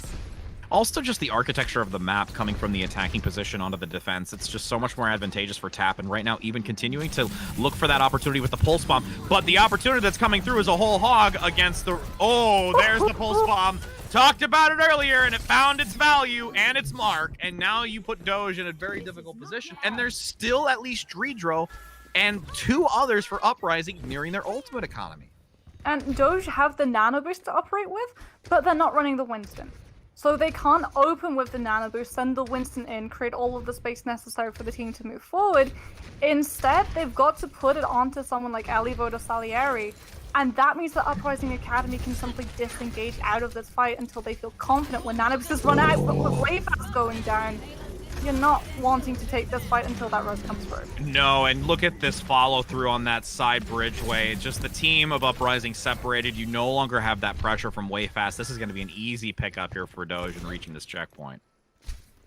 Doge should be able to get that cart moving. Uprising Academy in no condition to get this contest, but they're not going to be caught out by staggers, and they can still try and secure the space for Wayfast to properly work with. Because this next fight is going to be tough and nail. DPS versus DPS, Bob versus Bob, Omnic versus Omnic. It's all out war, as both of these guys are going to be vying for that really contested high ground. Yeah, and you've got Uprising playing very far forward on this. They know that they can play a little bit aggressive here until they can draw back. Hybrid now finds the pick again onto Wayfast in the side angle with Aztec as well going down. Can the third come through? Evasion coming out. Dreedro with just the side step. Oh my god! Serpentine! That's some fancy footwork there, Dreedro. I give you some major credit on that one. Mercy's got the tap shoes equipped, apparently. But now Doge can finally set themselves up on this high ground. They were able to win out that fight. We're going to be seeing Uprising Academy forced really to take a lot of damage before this fight even begins, with how Doge are controlling these 2 entrances. Whichever way you go, you're going to run into an awful lot of damage. Pulse Bomb, Hog, it's not looking good. No, it's not, and you have now Naga getting a very good position early. If they want to drop the Pulse Bomb, they're going to play a little more reserve here. Salieri gets rid of Bob immediately in that fight, so Wayfast will not have the advantage. Toss of a Pulse Bomb, but survives it. even with that good chance of a land, you've got now a counter hook to get rid of the whole hog. The nano boost on the front still going to be an opportunity here with a pulse bomb coming out from tap, so that's enough here to force Doge back. 2 minutes to work with for that time bank remaining. And Doge is going to have to be a little bit more respectful here moving forward, since they've committed quite a bit, at least here from Uprising. Doge are going to be just as passive as Uprising Academy were on Hollywood when they were walking into hybrid setup in Widowmaker. It's the exact same threat that Wayfast offers. You don't want to lose the support, you don't want that resurrection to be forced out too early before the fight's properly begun. Especially because you're still trying to build up your win condition. The Graviton is not yet online for Doge. Oh, you're going to get the grab here, though, for Uprising just before False goes down, and that is not going to be very beneficial. You have the res coming out, though, by False, so that's a chance to at least get that tank line reinforced on the front side, as you do have a lot of damage from Crandop still coming through. The Take a Breather and healing being forced out, but Doge here just completely enveloping this position right now and swarming the remaining members of Uprising. That's going to be a checkpoint reached here. And, yeah. There's going to be a decent time bank, just under 2.5 minutes to work with through this narrow corridor, and seeing how Doge is going to play this out. They've got so much potential to win this next fight out as well, Rich. They're holding the Graviton, they'll have the Bob. If you're Uprising Academy, you've got to just poke damage in from afar. You don't want to lose a player. Tap's been so cautious about how he crosses the distance. He knows Hybrid's looking for his head. It's not the Ashe that you need to worry about right now, it's that Zarya. Zarya now with the grab, going to be thrown out here from Doge. Does bottleneck a few members up top, and Naga gets the double with Hybrid assisting on the low ground. And really at this point, you had the nano boost come out by Aztec, but it's not going to be of any use when you've already lost 2 members in this fight. It does guarantee that they can try and split Doge's attention, but now you're staggering yourself out. The cut's being contested. However, Uprising Academy, because they're being staggered, they're not really able to get that much damage in. They're not building up ultimates, and the longer this goes on, the better equipped Doge will be in this next spot.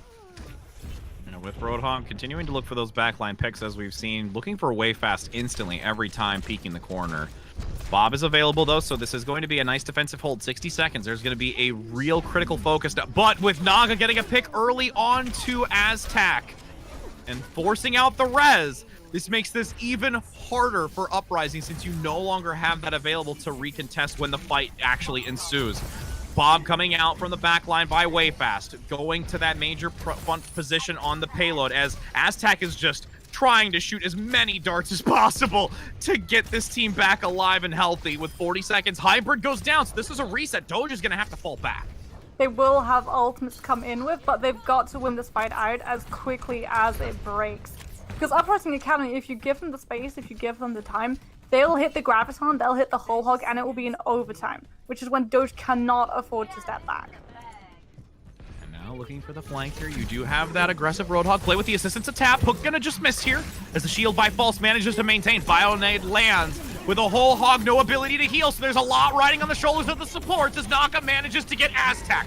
Cans are able to get that Take a Breather off, but you are so low. The recontest now has to come through. Numbers advantage for Doge to try and push the rest of the way. But with this respawn advantage, Uprising was so far forward, there could be one last attempt to try and hold this back. But Uprising Academy, they went so aggressive, they've allowed Doge to just take the space without using ultimate.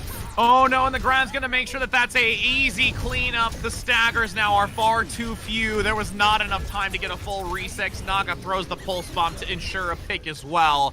That will be a completion. Doge not having a time bank, but it still matters at the fact that you have finished this round. Hubris. Uprising Academy thought that they could sandwich Doge, trap them before they were able to properly hit that cart, and so overtime would run out without the wick being able to go down. But it means that Doge just get to turn around, deal with the threat, and Uprising Academy have already exhausted all of their ultimates, whereas Doge have charged theirs. The grab comes through, and Uprising Academy just don't really have anything to deal with it, and that cart will make that finish line.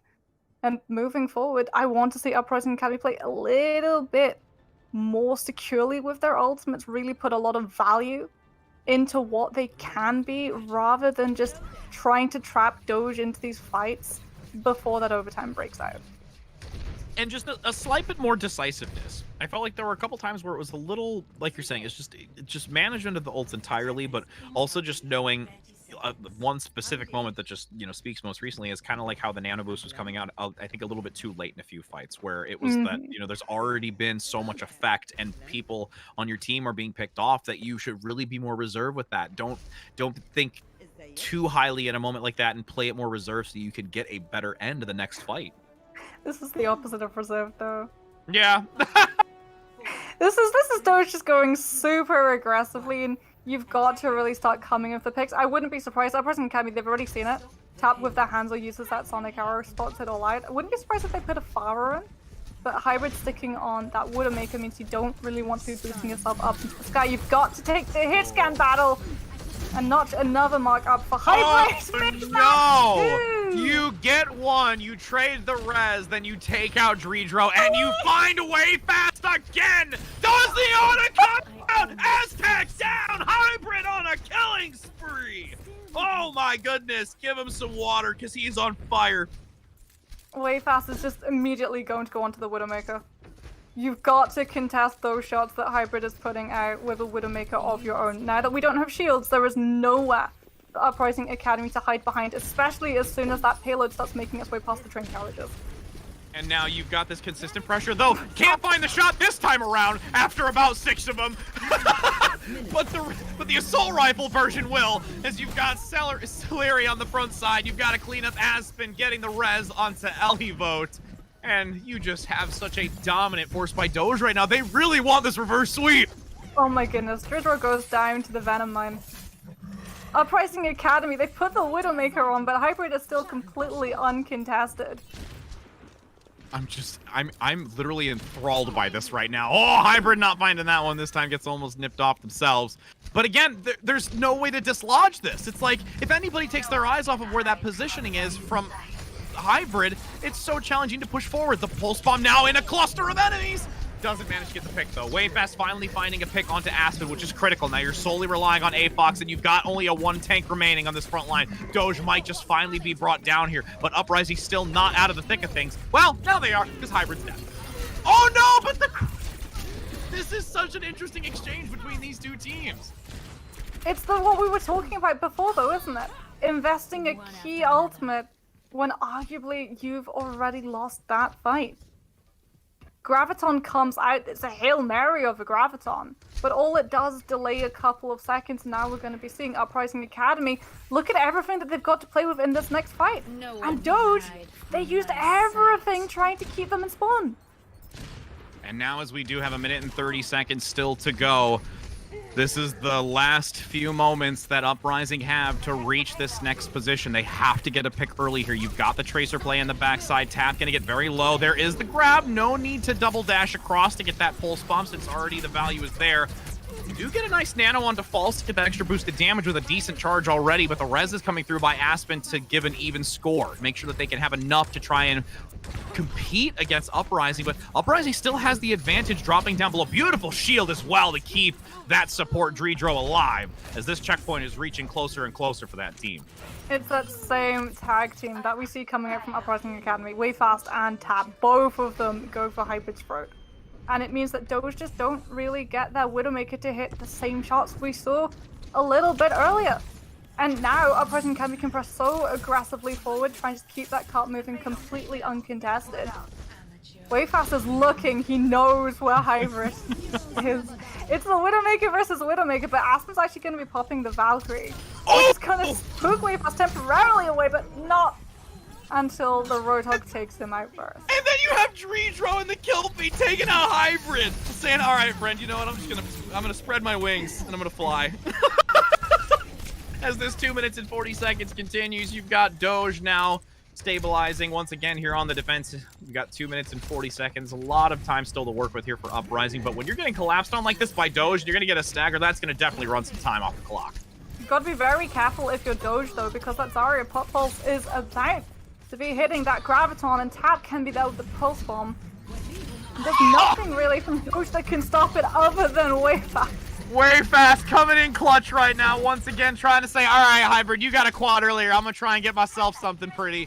As you look with that high ground positioning, you've got the infrasight available. Tanks are being very easily harassed, and that body of a Roadhog is blocking that on a sight line. But a Hawks is going down with the assistance of Tap. And this is just constant time being worn down. Tap finally getting a W. Got the cleanup as well by Crandop, so the res comes through in addition onto False. This is more than enough for Uprising to start reaching these last few moments as Wayfast comes in big again. Mercy staggered out. Doge going to be waiting yet again. Both of these Widowmakers have ultimates. And that means both of these guys in a couple of seconds are going to know exactly where the other one is. Rich, we've got the standoff. It's the Wild Wild West, and both of these guys are looking for that high noon.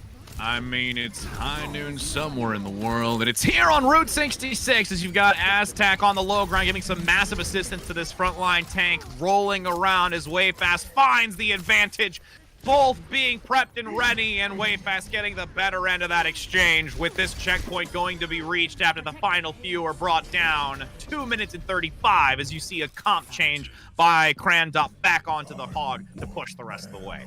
And honestly, even though you're 76% behind Salieri in that ult charge, Aztac's got that nano boost. That couldn't equalize that grind extremely quickly if the Roadhog is able to close up the distance.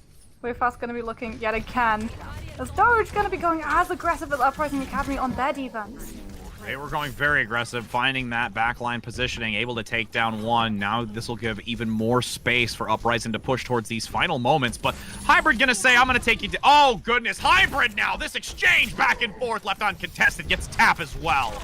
And you now have Crandup having to need to run out of there quickly to survive. Hybrid's looking for more. That Zarya falls so low already. The personal bubble forced out, but it's Wayfast who sees Hybrid and manages to get their head. If you're Uprising Academy, you're going to invest the Graviton. This is your best bet to keep moving forward. Well, best bet right now is with Uprising getting these 2 picks and continuing to push on. The recall comes through to dash that Tracer out of the way of the whole Hog, but it's still going to come through and manage to take down Tap. This will slow the numbers once again. Uprising going to enter into this last final fight territory as Hybrid says, sit down again, Wayfast, because we are going to take another fight soon. Doge are going to be in control of this next fight as well. They've got everything they could possibly want. Hybrid doesn't necessarily need to find a first pick. You just have to wait for Uprising Academy to come into you, to walk into that Graviton. As long as Doge don't go as aggressive as we saw Uprising Academy on their last point C, then this defense hold all of the cards. And with a lot of cards in the hand as in terms of ultimates, they're in a good position. You've got Elivote waiting for a chance. You look at the back stick onto Hybrid, gets the double! Aspirin and Hybrid go down. Naga throw one of their own, and it's going to force a res out by Dreedro where you don't have it as Wayfast continues to find value as Naga's left out into the open. 35 seconds. The swaps are going to most likely come through by Doge to get back onto this point because that payload is reaching it. Elivote has to force the Wrecking Ball to try and keep this contested. Elivote's actually going to go back onto the Zarya, seeing that Uprising Academy. They've got 19 seconds to work with. They're still not pushing. They know that they can get Salieri out first, but you're still walking into the Widow's Web.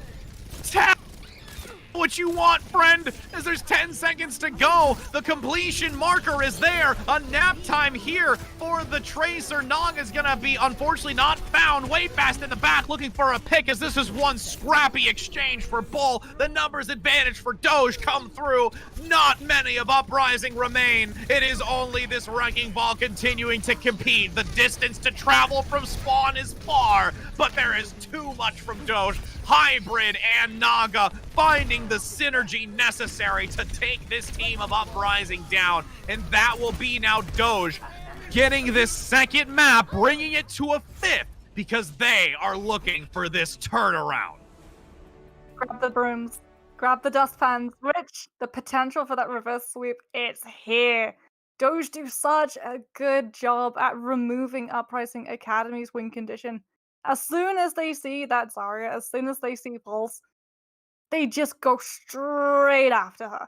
And it means that the Zarya falls down, Graviton fully charged up, and unfortunately, you can't use it from your respawn room.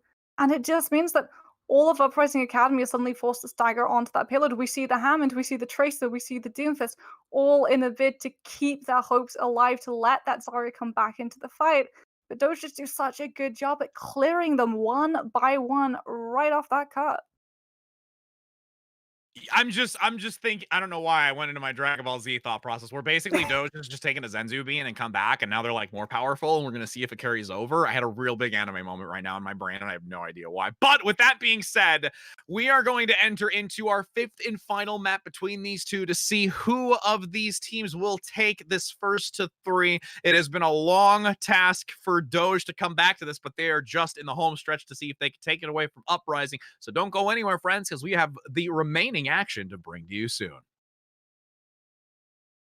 So you queue up for Overwatch Ranked, only to be greeted by this, which then leads to this, and oh no, Reinhardt, what are you doing?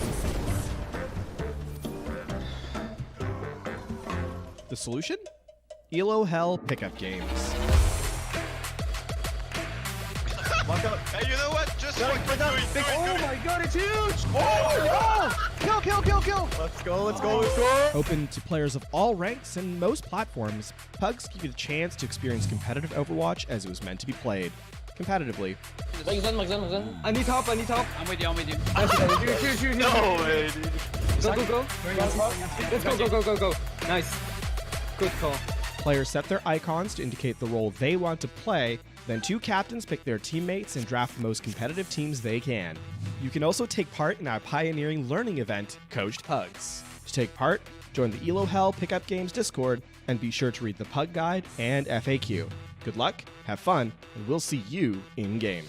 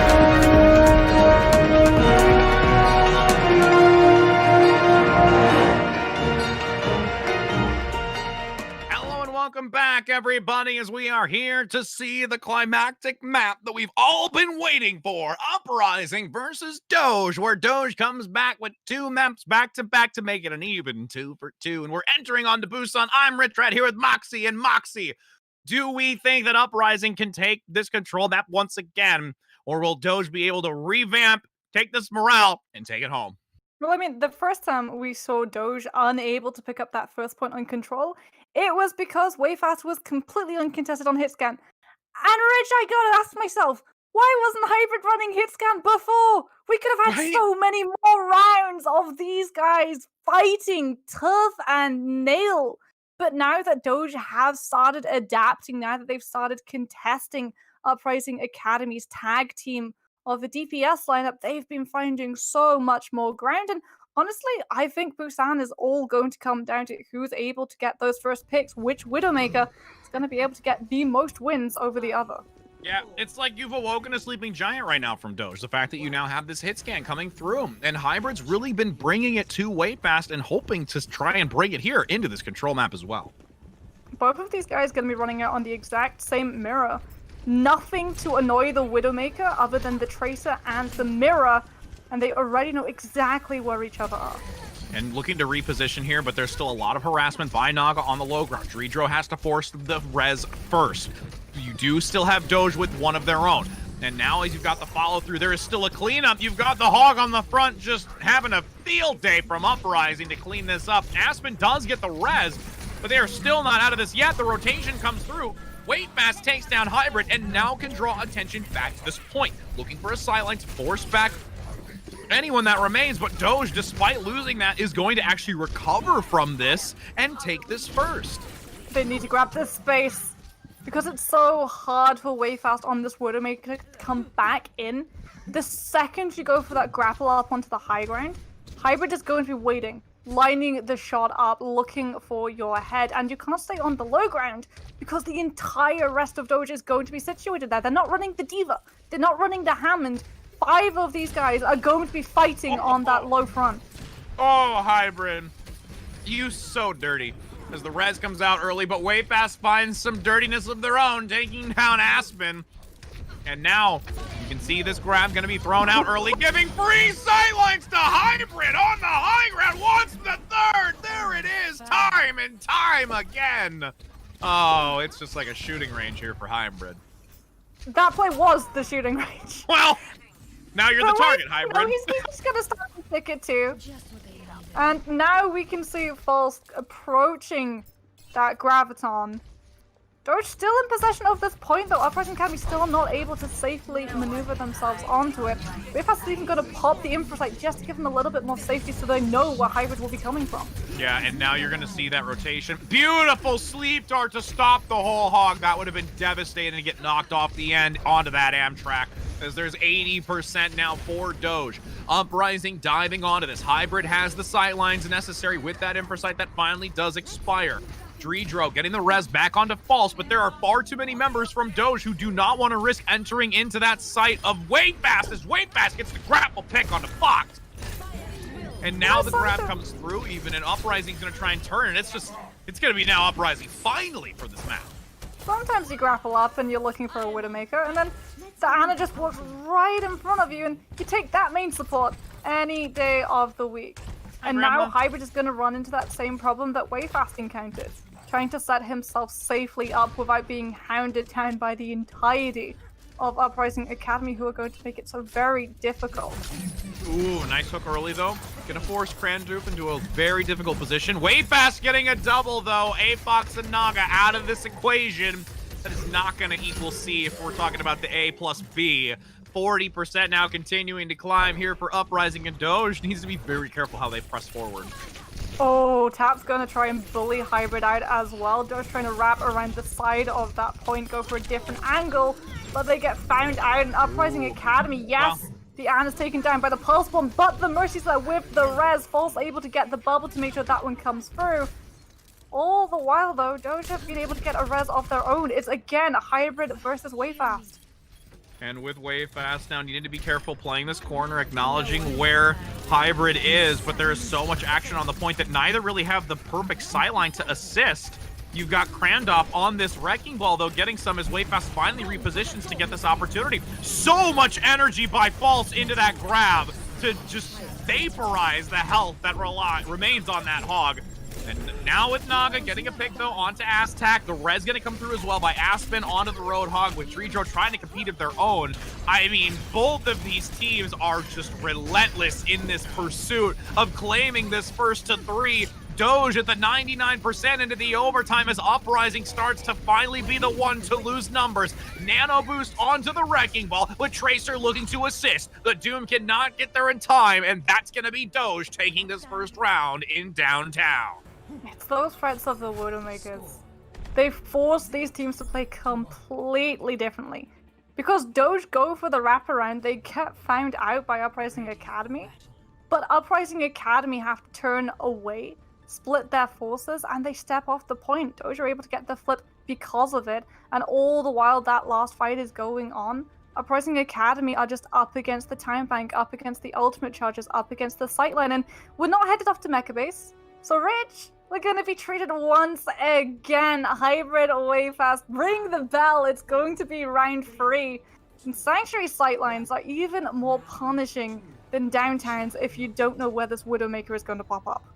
Yep, ding, ding. Early grapples, as you can see those portraits getting a lot bigger as they go higher in the air from this angle.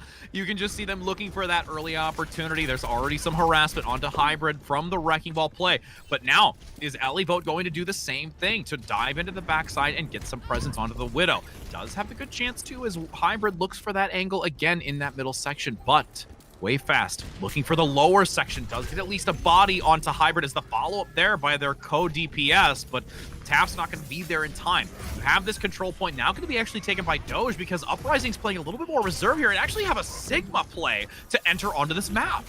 They're just trying to pressure down Hybrid. You've got the Ham to go for the backline, you've got Force to provide the shield at the front, but you're still walking into the Roadhog, and Salieri is showing us just why this guy is sitting at the top in all of those competitive placements. I mean, beautiful sleep as well. Great responsiveness onto Tap to make sure that they do not have that opportunity. Wayfast still gets a pick onto Hybrid, but Doge is still in a good position here to keep this up. It's interesting as well that you're running Elevote's Hammond into a Zenyatta, but you're still trying to find Wayfast.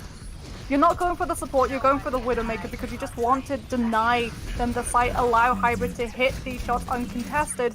That's how much Doge puts into that DPS. Yeah, because there's such a threat, but when you find a nice angle like that on the support and then you can follow up onto Wayfast, that's an even more worthwhile exchange. 50% in climbing as Doge is in a good position to actually take this final moments for this reverse sweep. They've got a lot of ultimates to help them out in this next fight as well. Aztec a little bit too far away from getting to play Minesweeper when Elevote decides to drop those explosives all over that point. But Uprising Academy are once again going to be looking for this DPS to open the path for this team. Wayfast going to find one onto Soleri, making sure that that Roadhog is no longer available. A lot riding on the shoulders now of Elevote, along with Aspen potentially getting the res, which does manage to do so with the Valkyrie being forced. Hybrid now takes down Wayfast with a sleep onto False in the back. Is there enough to collapse onto it with that orb to make sure that it can be countered? Dreedro, though, has the res for Wayfast to keep that sight line open and to get some initial picks to bring this into an overtime and take it back. Doge, only a few more seconds necessary to try and take this and make it a 2-0 in map for this match and claim the reverse sweep. Hybrid gets the double, taking down 2, wants the sightline for the 3rd, grapple overhead but can't seem to find that long-range position because Elevote manages to get Wayfast out of this fight. Infrared is out, numbers advantage here for Doge. Transcendence is forced out by Aztac on Uprising Academy, but this is still a tall order. There's not enough here from Uprising to keep it. Dreedro gets the res, but it's not going to be enough. There is far too much from Doge. Doge is looking to do it. They've come back entirely. 3 maps in a row. The overtime fades, and they claim the reverse sweep over Uprising. And I can tell you, Uprising is absolutely upset. Oh my goodness, what a match! Rich, we got to see so much good Overwatch, so much beautiful mechanical play coming out from all of these players. There was adaptation, there was counter picks, there was ultimates being used to bait out other ultimates. Traces went for that backline bullying to try and pull those Widowmakers' attention away, and at the end of it all, Doge reign on top, and they just did so much into setting up Hybrid. This guy was the star of the show 3 maps in a row. The 3 maps that they're able to pick up is when this guy starts popping off. But it's not just about him. The entire team pulled that weight because you saw what Uprising Academy put into that Widowmaker, trying to get the Widowmaker away. The Zenyatta was there with the Orb of Discord so that you're constantly being pressured out by those projectiles flying at your face. The Hammond was there to constantly roll through the backline. But they still weren't able to get the Widowmaker because when they put in all of the resources to get the Widow, they had nothing left to stop the res from coming through. And surprise, all of that effort, all of that time you just put into getting one person out of the fight, it all just went up in smoke. Lots of smoke. And with that being said, we're going to go ahead and let this moment breathe for a moment like a fine wine as we go to a brief break to see who we're bringing in from the side of Doge for an interview. So let's just give that a moment, like I said, and we'll be back with this interview in just a second, friends.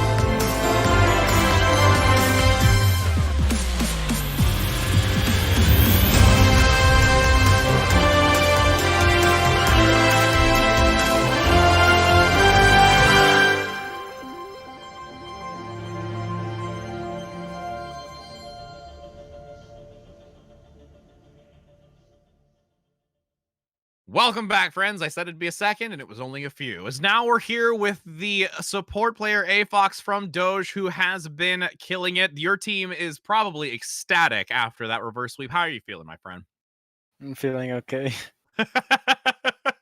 It's okay. You're just happy that you took the win. It's still breathing for you too after what we just saw. Yeah, it's okay. It's fine. We reverse sweep. And talking of reverse sweep, is there anything that you guys sort of noticed changed between those first two maps and then the three where you just walked away absolutely dominantly stamping your victory? Yeah, I mean, none of our comps were working against them, so we just said, like, let's just mirror them because we're better players, and that's kind of what happened. I mean, hey, when you're feeling confident, you know the comp that's going to really push it to them. It was very, very well demonstrated. And moving forward, do you feel that with how well it went, this is something that you'd explore a little bit more, or is it more so just because at this point you kind of like exhausted all of your resources, and this was like, yeah, we're just gonna take it. We're gonna take it head on. Yeah, we're not really aware of what to play in this meta. You could tell, like, we run into comp issues all the time, so I think this is like a good solution. Like, instead of overthinking comps, us just mirroring, because we're pretty good individual players. Yeah. We shouldn't run into those issues all the time. And we're in the middle of a meta where a lot of pressure goes on to the backline and not being picked out first. And I noticed your Zen and your Ana play both had the slightest little bit of difference, where you went down a little bit early on in fights with the Zen much more than the Ana. Do you think you play a very aggressive Zen to sort of go for the damage rather than putting a lot of value on the Discord? And do you think that's where we're going to be seeing Zen start to come in now? Or is it still the sort of mentality of just play where you can? I don't know, hard question. I guess I do play an aggressive both Ana and Zen, but Ana is like, you can duel people easier and you don't have to rely much on the rest of your team to protect you, so because you have like more resources to keep yourself alive. So I guess that worked better. I do think Zen is a really good pick overall though, so I don't know. It's just like dependent on the comp and how you play around it. I guess my Ana play was much better than my Zen play today for sure. Oh no, your Zen was great. Yeah, no, your Zen was great. I mean, I the think with support main, I loved it. Like seeing that kill feed just light up with Zen getting like 3 kills in a row. It made my little heart sing. There you go. I mean, a singing heart is always a good heart. Well, we do greatly appreciate your time here, my friend. Congratulations again for your amazing reverse sweep that came through here. And, seeing where the composition continues to grow with this current meta. And as you said it's very interesting to see where it's going. And we're curious to see where you guys take it. So thank you so very much. We appreciate your time, my friend. Thank you for having me. Yeah, definitely. Not a problem. Take care. And for all of those that are here tuning in, I know that was quite an extensively long, thrilling match between these two, but we're not done for today. We still have another match coming up, first to 3, and it's going to be Tier 2 Drama versus Cratos. So don't go anywhere, because we're going to bring that action to you very, very soon. And, if anything, just get a drink, get some snack. I'm going to probably do the same, and then we're going to come back with some excitement for the rest of this evening.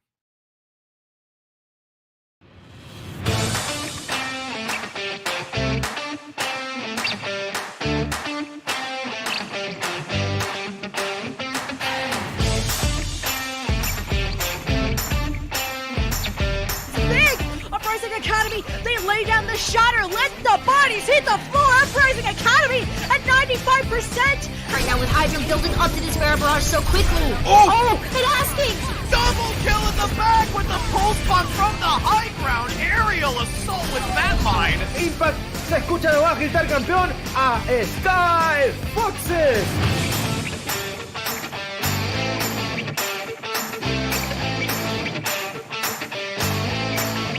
Holy cow.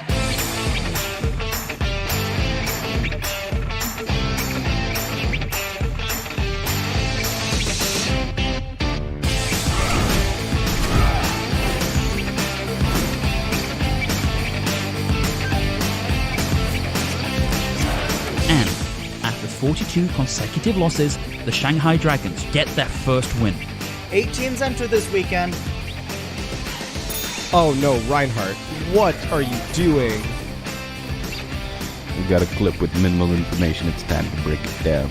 Speed, 25%. Go. Figure out what this man's SR is. Keep fighting till it's for sure lost. Winnable!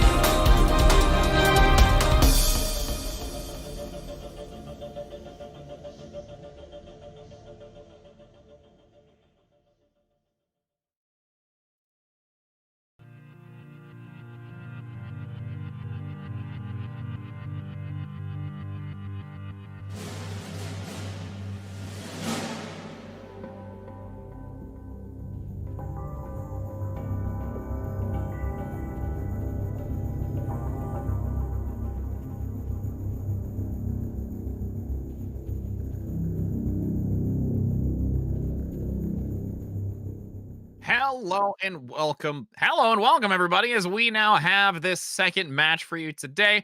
We've already seen quite the intense one just moments before, and now we get to see Tier 2 drama versus Cratos. I am your caster, Rich Red, here with Moxie, bringing you the remainder of today's NA Contenders trials. And Moxie, we have quite an interesting story going on here for Tier 2 drama versus Cratos. They've got a big golden star that they want to obtain this week.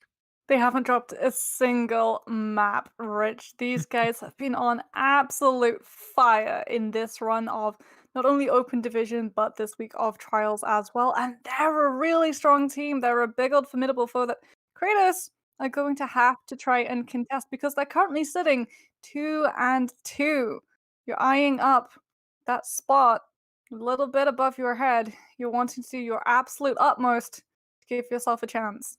Yes, indeed. And, to talk about, Tier 2 drama, they were also a part of the Florida Mayhem Summer Classic. They also did very well there. So there has been a lot of recent accomplishments for them to kind of carry over to this. And having, a perfect score worth of a week is definitely one to also add to that lovely, lovely history of accomplishments. And as we go into this, we're going to be really looking at the compositions to see coming out these gates. A lot of the Roadhog, as we saw earlier. And now we're looking to see some of it once again. But I'm really curious to see what these DPS are going to be picking up here. Speedily going to be coming out on the Echo Wub on the Ashe, that they're going to be looking to set up that crossfire. The Echo will have a lot of sway in this fight as long as you don't get hacked out, but Ultraviolet already denying that one threat. Ding Ding gets the first kill and continues to give that assistance on the front line. The Discord are going to be very critical to use and press on against. But again, Cratos now looking to really make sure that they can regroup and have a solid contest to this. It'll be Tier 2 drama looking to fall back and take that initial point first to see how they can recontest here from Cratos. Cratos are going to have to be very careful about how they come into this fight. They've got that Sombra, they've got to sort of stealth their way in and try and find a first pick. They can't afford to lose players before this breaks out. Yeah, and you have the Discord Orb early on to Crowy, so that was an easy pickup from the follow-through by Cucumber, which again, a newer individual that we're just really looking at and evaluating here from Tier 2 drama, which is you see Speedily pressing forward to compete near that health pack. Speedily gets the double and cleans up, and this is another really great dominant force here by Tier 2 going into this fight.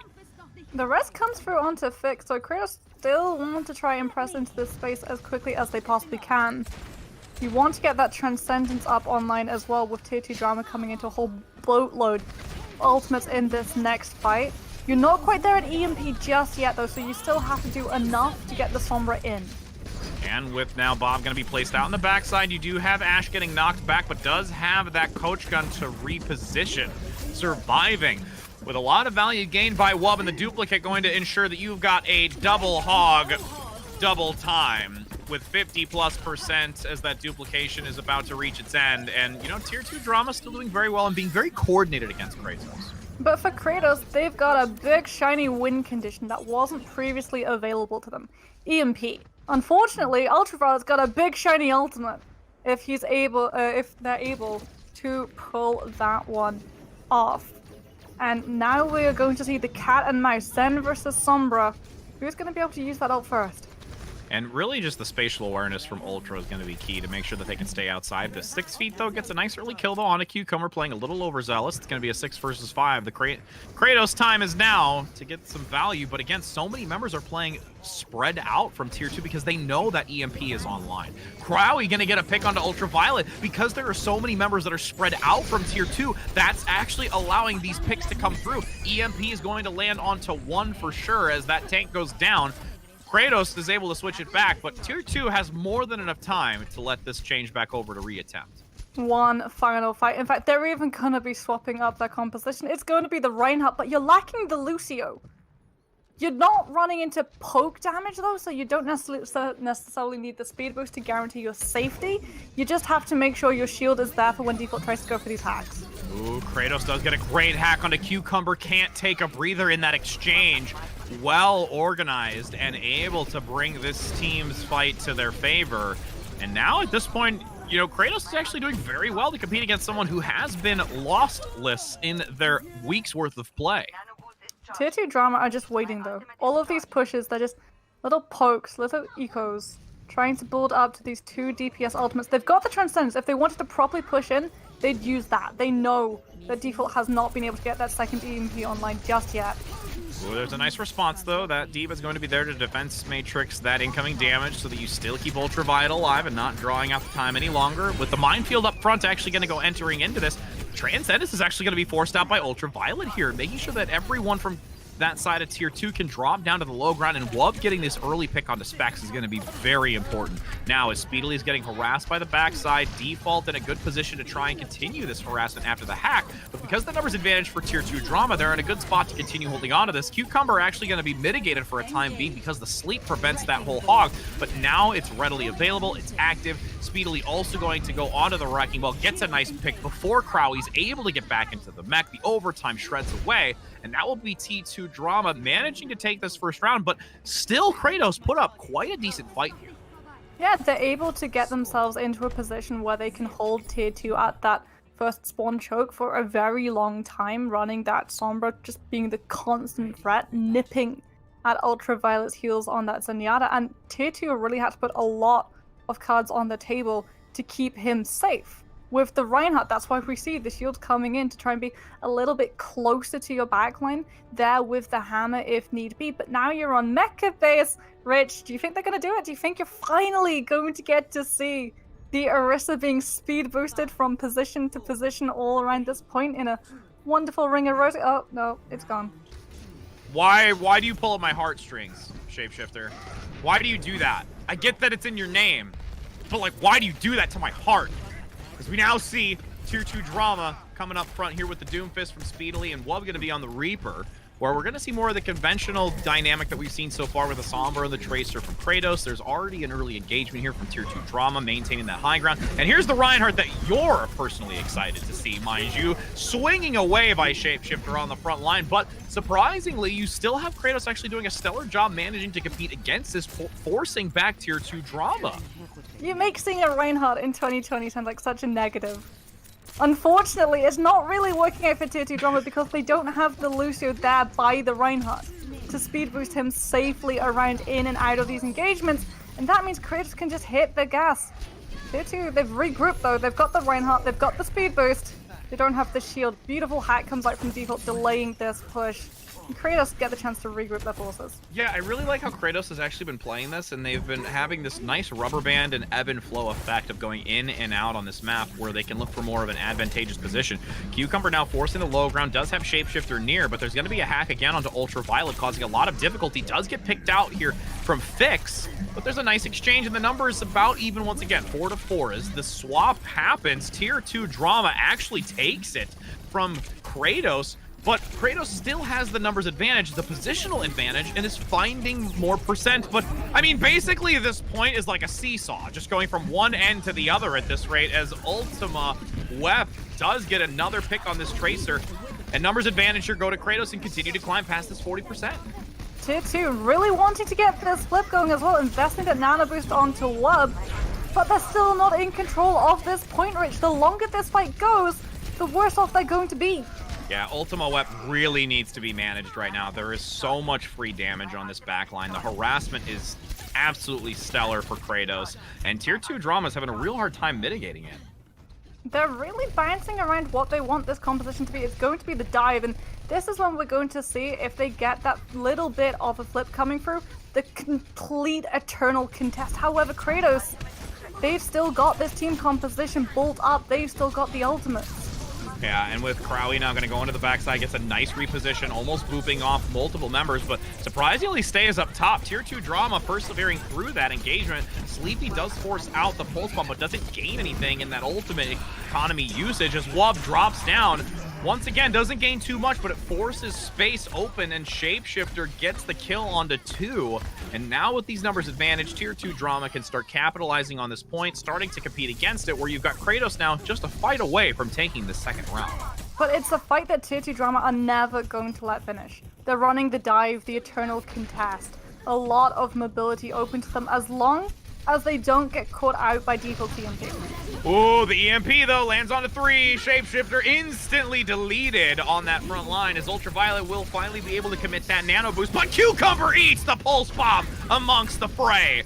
Ultima Wep now diving in on the back line, trying to mitigate Wub with this Reaper hack consistently being placed as well. The communication between Default and Ultima Weapon was there, but because Default went down, this is a recovery now for Tier 2 Drama to persevere through it and continue keeping this point.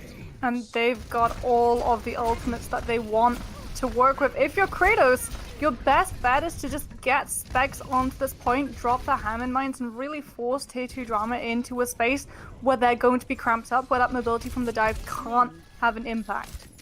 Cucumber now going to take a quick nap at the time that Fix manages to heal up the rest of the team. You have this pressure now through the center. Does manage to get some assistance on the front side. Shapeshifter goes down. Didn't get the Primal Rage active in time. And the numbers come through by Cratos. Pulse Bomb does deplete the health value on Crowley for that Diva. But there are far too many on the low ground, and you've got Fix maintaining this high ground position so beautifully. And the pick comes through onto Cucumber just before the remake.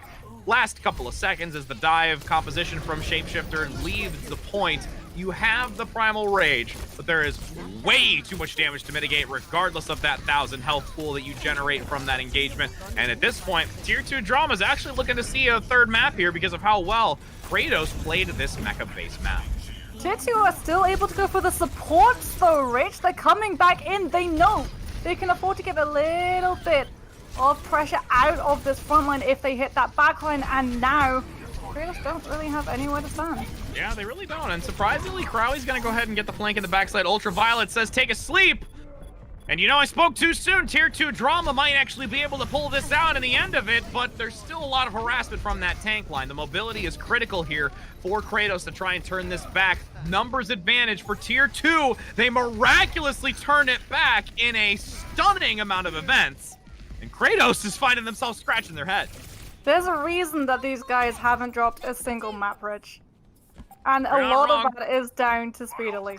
He goes for that back line. He takes himself away from the front fight, goes for the supports, knows if they're out, Cratos can't come back in, and so Tier 2 are going to invest even more in this Tracer. Nano Boost looking for the duel on that Lucio. And that Lucio duel is going to draw a lot of tension away from Speedily, which is going to allow Cratos to take this back. There are far too many away from the primary focus, which is the point. 6 feet now hitting by Bio. Will not be able to be taken down as the Pulse Bomb has to be forced by Speedily to assist on the front side. But Crowley, with also the assistance from Specs, with this tank line, is causing so much disruption and harass and pumping out enough to make sure that they will take this. They might not have gotten it in that last fight, but Cratos says we are not giving up this second time around. That target focus, it's just pinging, bouncing from team to team.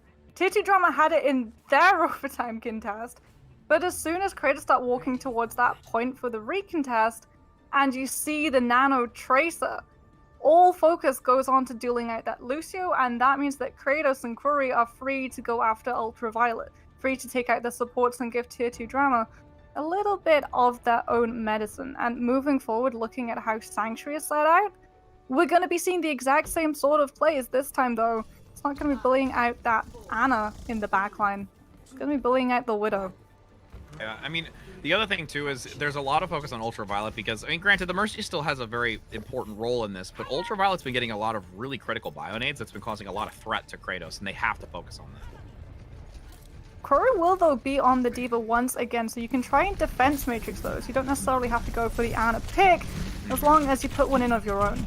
Very true, but you've got now Shapeshifter barely surviving. Great assistance from the support line to keep them up, but Speedily does go down in the mix of it all.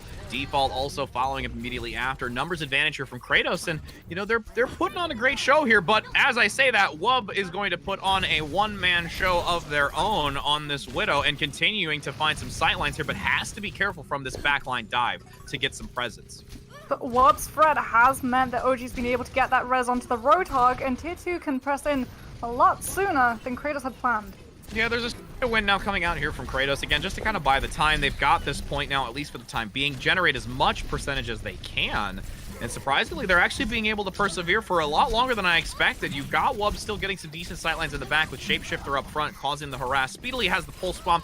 Will keep that to carry over into the next fight. That's still a decent 26% obtained by Cratos. Tier 2 Drama. How are they going to position? They're split off a little bit, but they're still playing in these pockets, and that means you are a real danger of having one of those caught out by default EMP. The good thing going for them is that Cratos don't yet have anything to follow it up apart from that nano boost. And if WUP continues to be such a big threat on this Widowmaker, Cratos are going to continue not wanting to step into line of fire. They won't be able to build up an ultimate, and default will have to keep a hold of EMP yet again. Yeah, and keeping that EMP out as long as possible can be very detrimental. You want to find a good opportunity to use it, but if you don't use it at all, it doesn't get the worth. And there comes a pulse bomb eaten by Crowy. But Wub is in the back, still finding some serious sightlines that is going to for sure fuel Tier 2 drama to withstand that default EMP. And even though it was used, it definitely did not gain the value necessary. 7% away from that Diva Bomb. You either initiate after EMP with a silent barrier of your own to allow yourself to go aggressive and just care about damage rather than damage coming onto you, or you pull out something like a Diva Bomb to translate the EMP into actually coming up in the kill feed. And now Cratos have just given away their best bet at coming into this next fight. And Cratos gonna look for some early advantage onto the back line again, focusing Ultraviolet consistently and looking for OG as well. They are vulnerable in the backside, but there is some great resolve as Crowy and Default come through in addition with Specs aggression. Tier 2 drama now in a difficult spot, especially when you're having so many members be playing further back. They've managed to take that's starting to compete back with some percentage. But they'll be coming back with a lot of ultimates, and Default still lacking that EMP. Won't be able to stand in the majority of this team's way. You've got to play so very carefully. In fact, Sixway's even going to use the silent barrier to try and get them aggressive. Make sure Tier 2 just can't go for the easy flip. And there's a nice takedown onto Shifter because of that boop, repositioning the Roadhogs in a very difficult position. Pulse Bomb once again eaten by Crowy. Stop it! Aren't you full yet? With 63% and continuing to climb, Wub gonna find a pick as speedily gets the second support. Both are down. Cratos in a devastating position with those supports out of the fight. And now the collapse down to the low ground comes through by Tier 2. They don't have the sign bar, they don't have the nano boost. Tier 2 drama know exactly the state of this fight. This is the one where they invest heavily. This is the one where they go for that flip. And with that final pick coming out onto Baby Diva, you really just have the Lucio up top looking to, well, was up top and is now no longer there with this swap back. 15% to go. Cratos needs to use both of these ultimates with quick succession. They've got the EMP, and they can use that when Tier 2 come for this point contest. But you've got to draw them into the space. You have to catch out both of those supports in the middle! No! Oh, come on! You were so close to taking a map away from Tier 2 drama! That close! You had EMP! You had nano boost! You had aggression! You had sustainability! You had the ability to deprive the enemy team of their own! And As they the didn't tuna touch. says from SpongeBob, wah, wah, wah. So we see Tier 2 drama taking the first on this road to best of 5, first to 3, as Tier 2 has managed to keep themselves so far at a not losing a map. And Cratos probably even saying to themselves, hey guys, what happened? It's unfortunate, but if there's one thing that we can take and that Cratos can take from that map, it's that they challenged Tier 2. Yes, they did. They did very much. Tier 2 did not have an easy run of Mecha Base. Tier 2 were very nearly almost ejected from Sanctuary, and would have been if Cratos had been able to pull out that EMP. They just waited a little bit too long. And going forward into Hollywood, that's something we can sort of hearten ourselves with, because we know that they can stand up to the pedigree that Tier 2 offers. Ultraviolet has not been having a good time in that backline. There is still bullying. The Ana is still pressured out. Wub is not getting to reign completely free, completely unchecked. There is pressure going on to that Widowmaker, and it is relying on a lot of resources from Tier 2 to keep both of those snipers up and still standing when these fights break out. And, you know, going into this, we could definitely say that there was for sure, most importantly, a little bit of lack of communication between the team of who's going to touch. So going into this, yes, the fact that somebody is able to compete of this type of pedigree that tier 2 has is really, really pressing on to tier 2. And they have to acknowledge that, all right, we kind of skirted by at the end of that with a luck and a prayer. So they managed to get it. And now going into Hollywood with this, you know, already seeing a lot of really focused fire through the initial point where that archway is, how well that these teams are going to start demonstrating their ability to maintain this. Because again, default being on the Sombra is a really, really key component to this, especially going into this map of Hollywood. And it's interesting that you touch on communication or on Kratos' part, a little bit of a lack of it. That has got to change very quickly. I think we're seeing the sort of lack of communication that Kratos currently has, both in the touches, but also when the EMPs come out. And Sombra is a hero that is very strong, but gets so much stronger. Becomes nigh unbeatable if you've got the team play to back that up. She is such a threat when there aren't shields in her way, when she can just pick her way into the backline and there's nothing really to stop her from going for your Ana or going for a Zen or hacking the Mercy out and preventing all of that mobility. That is so very valuable in this day and age, but nothing is more valuable than that ultimate. That ultimate, which is a packaged and parceled win condition. As long as you've got the communication, as long as you've got someone waiting in the sidelines to be able to swoop in and pick it up. And as we take a look now, we will see if there is enough coming through here by default, and the communication can be refined for Cratos, who is going to be on the defensive side first here. Tier 2 drama on the attack. Cucumber, don't play with my heart. Shifter already did. I really don't want all of the tank line to just do that to me. But as we take a look at this, I mean, could this come out from tier 2 drama? That's a real question. Give it a couple of seconds. You know, this is attacking double shield. I know. It's definitely a strategy, and honestly, realistically, there is much more of a chance of this coming out to deal with that Sombra. Wait for it. They're walking out with it. We can talk about it. This is going to be 2 shields for default to have to pick their way through. This is going to be 2 shields for this Zen damage to have to break its way through, and it's such a good read onto Kratos because they don't have an Ashe, they don't have shield break. I feel like a kid on Christmas morning right now as we're going to see this composition transition up to the high ground here from tier 2 drama.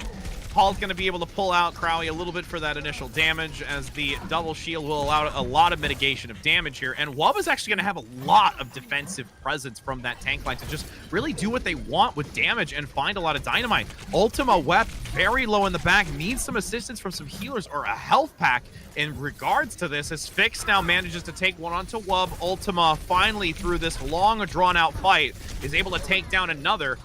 And Wub keeping up, though, after the res comes through. So this is a very long, drawn-out fight because you've got the slow play for the double shields, but it's still an opportunity for tier 2 to continue on. But when the Centaur is gone and the Cucumber is sliced, you are not going to survive much longer. Kratos have fixed the communication issues.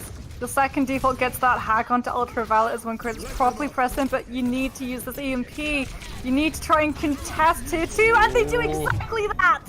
Oh, what a great positioning. You are absolutely right on the communication. They have found themselves in a good position. Bob actually going to be thrown overhead, though, and finding himself into a very distant corner. He wanted to land that onto the trash can to keep it in the corner, but misses by just a small margin. Duplicate by Speedily getting the hog, forcing that Zenyatta in the corner. Does get the pick. Almost 2 ticks out of this, but there's still some presence here to be had by Kratos, especially when you've got the Valkyrie by 6 feet. 6 feet's trying to keep themselves up and alive. Gets the res onto Fix! No one was keeping an eye on where the Zen was, and now Kratos can come back in full. And you're going to see this presence still be a problem for tier 2. But now that you've got so much damage coming out, you had the extra boost from just so much presence in numbers. Tier 2 drama manages to move through this, but Kratos is definitely giving them a run for their money. And this EMP is something that tier 2 really have to be careful of, because it can shut down the 2 ultimates that they're going to have to try and keep a hold of this high ground, that Sigma Flux, that amplification matrix. We've already seen default pull it out. when Ultraviolet goes for that window. And Cratos have fixed their communication, they've got the follow-up, and that means that Specs Diva Bomb is going to be coming out seconds after we see EMP invested. Oh my goodness, but Specs, you may throw a bomb to get one, but you yourself are going to lose your life in the process. As that EMP lands onto 4, there's no major follow-up initially, but after, it allows Cratos to get this pick defensively to recover, and now Tier 2 is just kind of all over the place and has to regroup. I love how Cratos played that. They put the Diva Bomb in first. Shapeshifter thinks he's safe behind his Sigma shield. You only needed one pick. The Sigma with the ultimate, the thing that Tier 2 were hoping to get themselves with that cart through to deny you 50% of your health and then come in on the cleanup. But now they're going to have to invest so very heavily. Oh man, Cucumber actually finds value here too. Speedily gets the reposition and the kill with the whole hog so rapidly generated from that duplicate. Gets the double, 6 feet gonna go down, and the attackers for Tier 2 Drama will be able to take this for a closer inspection of that next point, and Cratos is gonna have to look for one last contest here before this final moment. This is the unfortunate reality of the composition Cratos are running. They have a win condition, it's EMP, but you're not gonna have it up every single fight, and you can't cycle it out for another one like Tier 2. Now with the Flux coming in, looking for a couple of members to lift up into the air, waits very long for that one. Everything committed. Ultraviolet, you've got the supercharger. Bob as well. Tier 2 Drama saying we will give you everything if we need to. But they exhausted themselves. Yes. And now Cratos just have to win one fight, and they're going to be coming in at such a huge advantage because of the overinvestment for Tier 2. They've just got to stop being staggered out. Curry going down puts them in such a dangerous position that Roadhog can allow Tier 2 to equalize that ultimate charge. Speedly's already 62% to that next duplication. Yeah, and it was just really difficult because you had the spawn positioning and a really bad timing. Crowley was left out open from the previous spawn location just before it reached it, so finding that early pick is very good to keep this payload pushing forward for Tier 2 Drama. But with Cratos now having a full 6, the payload rounding this inner corner, Default has the EMP and looks for a chance to get multiple members here and waits it out. Does land onto 2 speedily, and Ultraviolet instantly hit by it with Ultima Wep getting a double on that duo in the sky. You've got Cratos being able to recover from this and start to wear down some of the time. But Tier 2, they've managed to get Ultimate Web. They're going to be coming with that duplication. They can still very much come back in this fight. Yeah, and you can see the aggression. There's a hook now to bring Cucumber up very close. The hack is going to be there as well, so there's no jet boosters yet. But some great assistance and recovery from the fellow allies. Pulse bomb on the top, but survives. Well done to sustain through that explosion. You have now a dominant force from Tier 2 Drama in these last few meters. Even though you don't have Cucumber to cause harass because they're not in the mech, there is still Speedily on that Roadhog to assist Shapeshifter at the moment to keep applied pressure. Just over 1 meter, 2 minutes on the time bank. Cratos is going to look for a respawn. The whole hog comes out with the spin to win from the assistance on Specs. Does go down despite that because the Tesla cannon damage from Shifter is far too much, and that will be a 2-minute time bank here for Tier 2 Drama to carry into this next round. Double shield. Rich, please stop me from saying it. I don't want people to hear. I don't want the people to hear. It's still working. It's what? It's still working. It's you put so much in to stop all of Kratos' win conditions. Yep.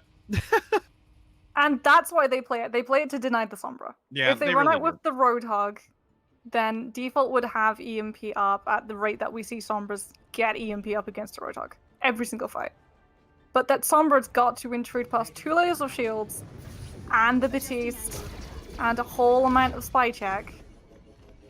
And even though EMP is such an impactful ultimate, because you're not just getting that consistent ultimate farm, you're hardly ever getting it online. And so Tier 2 can just press forward aggressively, and there's nothing really that Cratos can do until they hit that EMP, and they're just forced to give up so much ground in the fights where it's not. And that's why we're seeing Tier 2.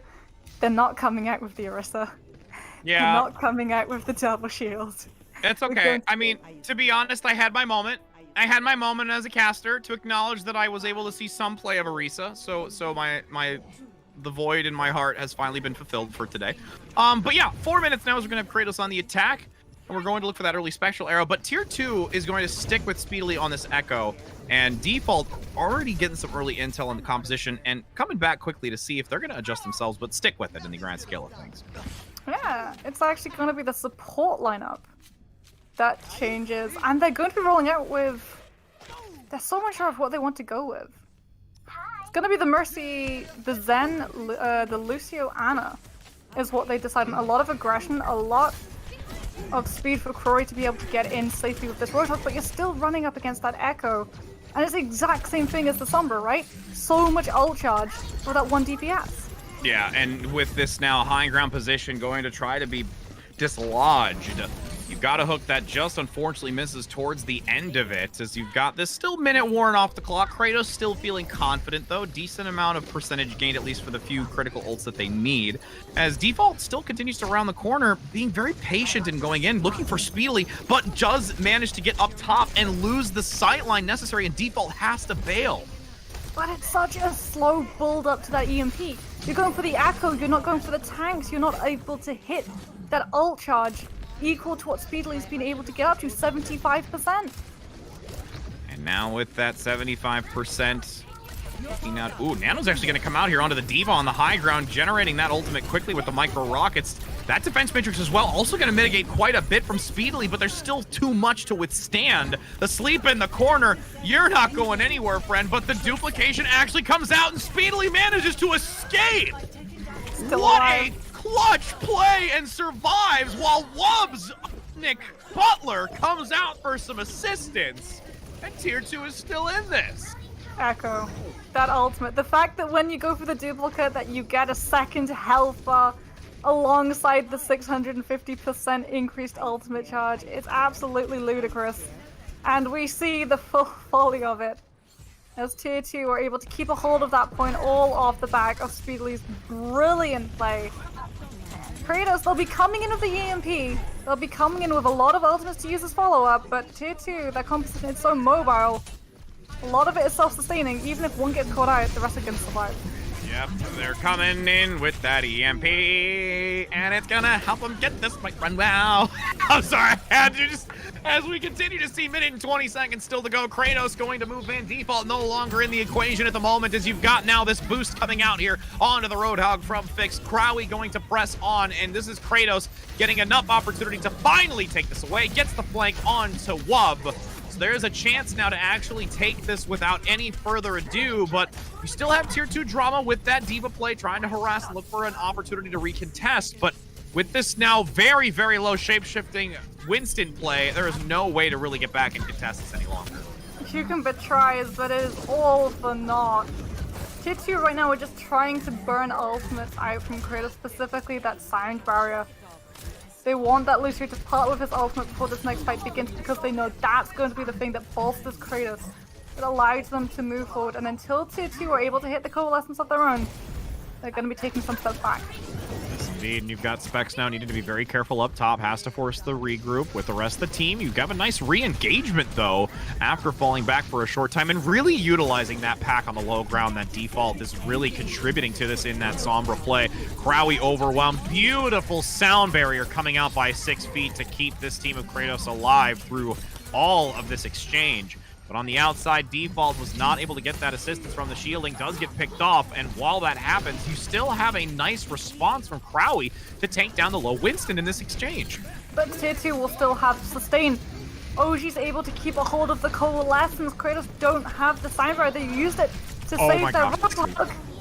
That sleep mid-air onto Speedily. Oh my goodness. Fix, you're a mad Ana player. Well, it's not just the Ana player that Speedily's got to worry about now, because Cratos is actually going to put Ultimate Lep onto the McCree. And that means hit scans available. That means that this DPS can't go quite as free, but you still need to keep an eye on Wub. It's been a little bit quieter, but he's still been such a huge presence, especially on this high ground. This is where Ash really comes into her own. And you've got Crowley actually getting an early pick here, too, to make that numbers advantage favored. But the Dynamite gets so much damage onto 6 feet. And the Nano is committed to make sure that the Lucio stays alive. But there's so many that are low. Ultima Web gets taken down, and Specs is out of mech. Tier 2 really just laying it on thick right now when they find the chance to do so. This is entering into that final fight territory, and Tier 2 is really dominantly playing this high ground. Cratos invested EMP as well. You would want to see them hold on to that nano boost. Sacrifice the Lucio, but I would have wanted to see them hold on to that EMP a little bit more. Default's going to go onto the Ashe to try and contest Wub and Speedily, but you don't have a clear win condition to build towards now. The D.Va bomb's going to be much more about creating space to get yourself safely in without losing a player, rather than picking up kills. And with these final moments, Bex does have the self-destruct to lead into. Micro Rockets onto that is going to be a great early lead. Self-destruct gonna go right over, barely surviving. Ultraviolet skirting that inner wall to keep alive. As you have a numbers advantage once again for Tier 2. Kratos getting picked off one by one as Wub follows up immediately after Speedily. And OG getting some extra excitement into this as well with a pick of their own onto the Tracer. 25 seconds. Desperate times now for Kratos. But they will be coming in with the sound barrier, and that should provide all of the time needed for Fix to be able to hit up that nano, and then Crory or even Default becomes so much more of a threat. However, you still got to walk past the gauntlet, the obstacle course, the law that Tier 2's DPS are laying down on this high ground. Speedily continuing to maintain that high ground, gets the focus beam onto the D.Va, but it didn't reach past that 50% to get the extra boosted damage. Coalescence now active, and you've got the duplication for Speedily onto the D.Va, attempting to get the self-destruct to get that great zoning ultimate necessary, and throws it just overhead on top of the balcony. Doesn't manage to get a pick here, but will still give a lot of repositional advantage, forcing Kratos into a less beneficial position. Now back into the sky, Speedily getting the focus beam. You've got Specs returning with a self-destruct of their own, but you have Tier 2 responding very quickly to its position and surviving through the explosion radius. Overtime commencing. You still have Kratos sticking close, almost stepped off of it, mind you, with Specs. And now you've got Tier 2 needing to dislodge this team. Oh, Wub sneaking. Wants to send that Bob into the backline to try and busy up all of Kratos' attention from their supports. Needs to get that pick onto the Lucio. 6 feet gets some assistance now as he's taken down by Cucumber, getting the double bolt supports are there. The numbers come through in favor of Tier 2, and they continue on, making sure that they will reach this no map loss as they are entering into map 3, where it's going to be their match point.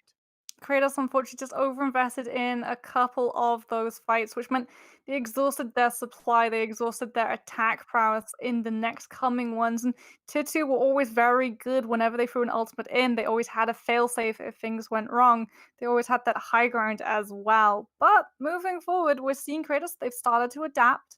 They've started to see what exactly Tier 2 are running, and instead of just putting pieces of their own into play and trying to use the Sombra to cripple Tier 2 to force them to play their game, they're going to start counteracting their opponent with things like hit scan and trying to pressure out the DPS the traditional way.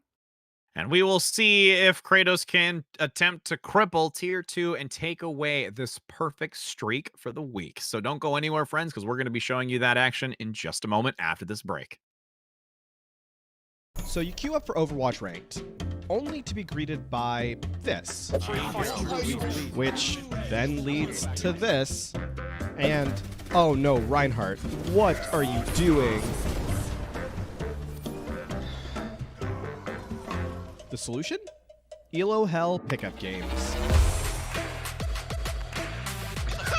Hey, you know what? Just fucking do it. Oh my god, it's huge! Oh no!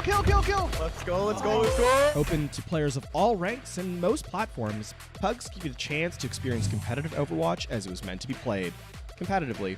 I need help. I'm with you. Shoot. No way, dude. Go. Let's go.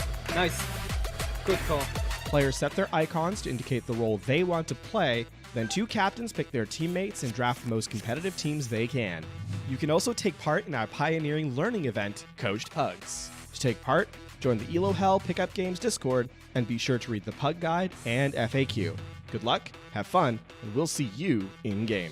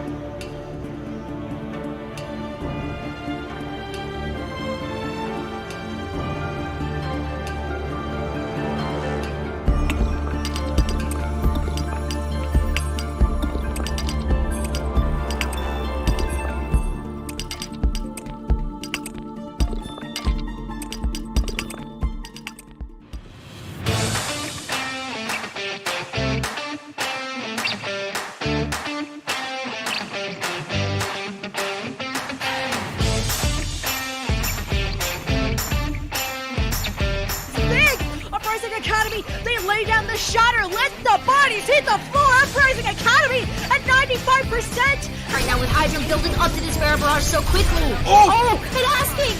Double kill in the back with the pulse bomb from the high ground. Aerial assault with that mine. Impact se escucha debajo gritar campeón a Sky Foxes.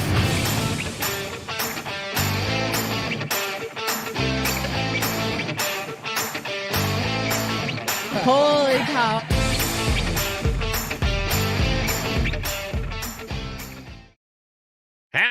Hello and welcome back. We're live in living color as we've got 10 seconds now to go. Cratos is going to be on the attack as we enter into Route 66, Tier 2 drama on the defense.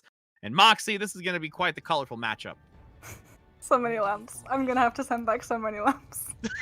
You can't see, but there's like 5 different ones, and it was all because of a gosh darn box that was ticked.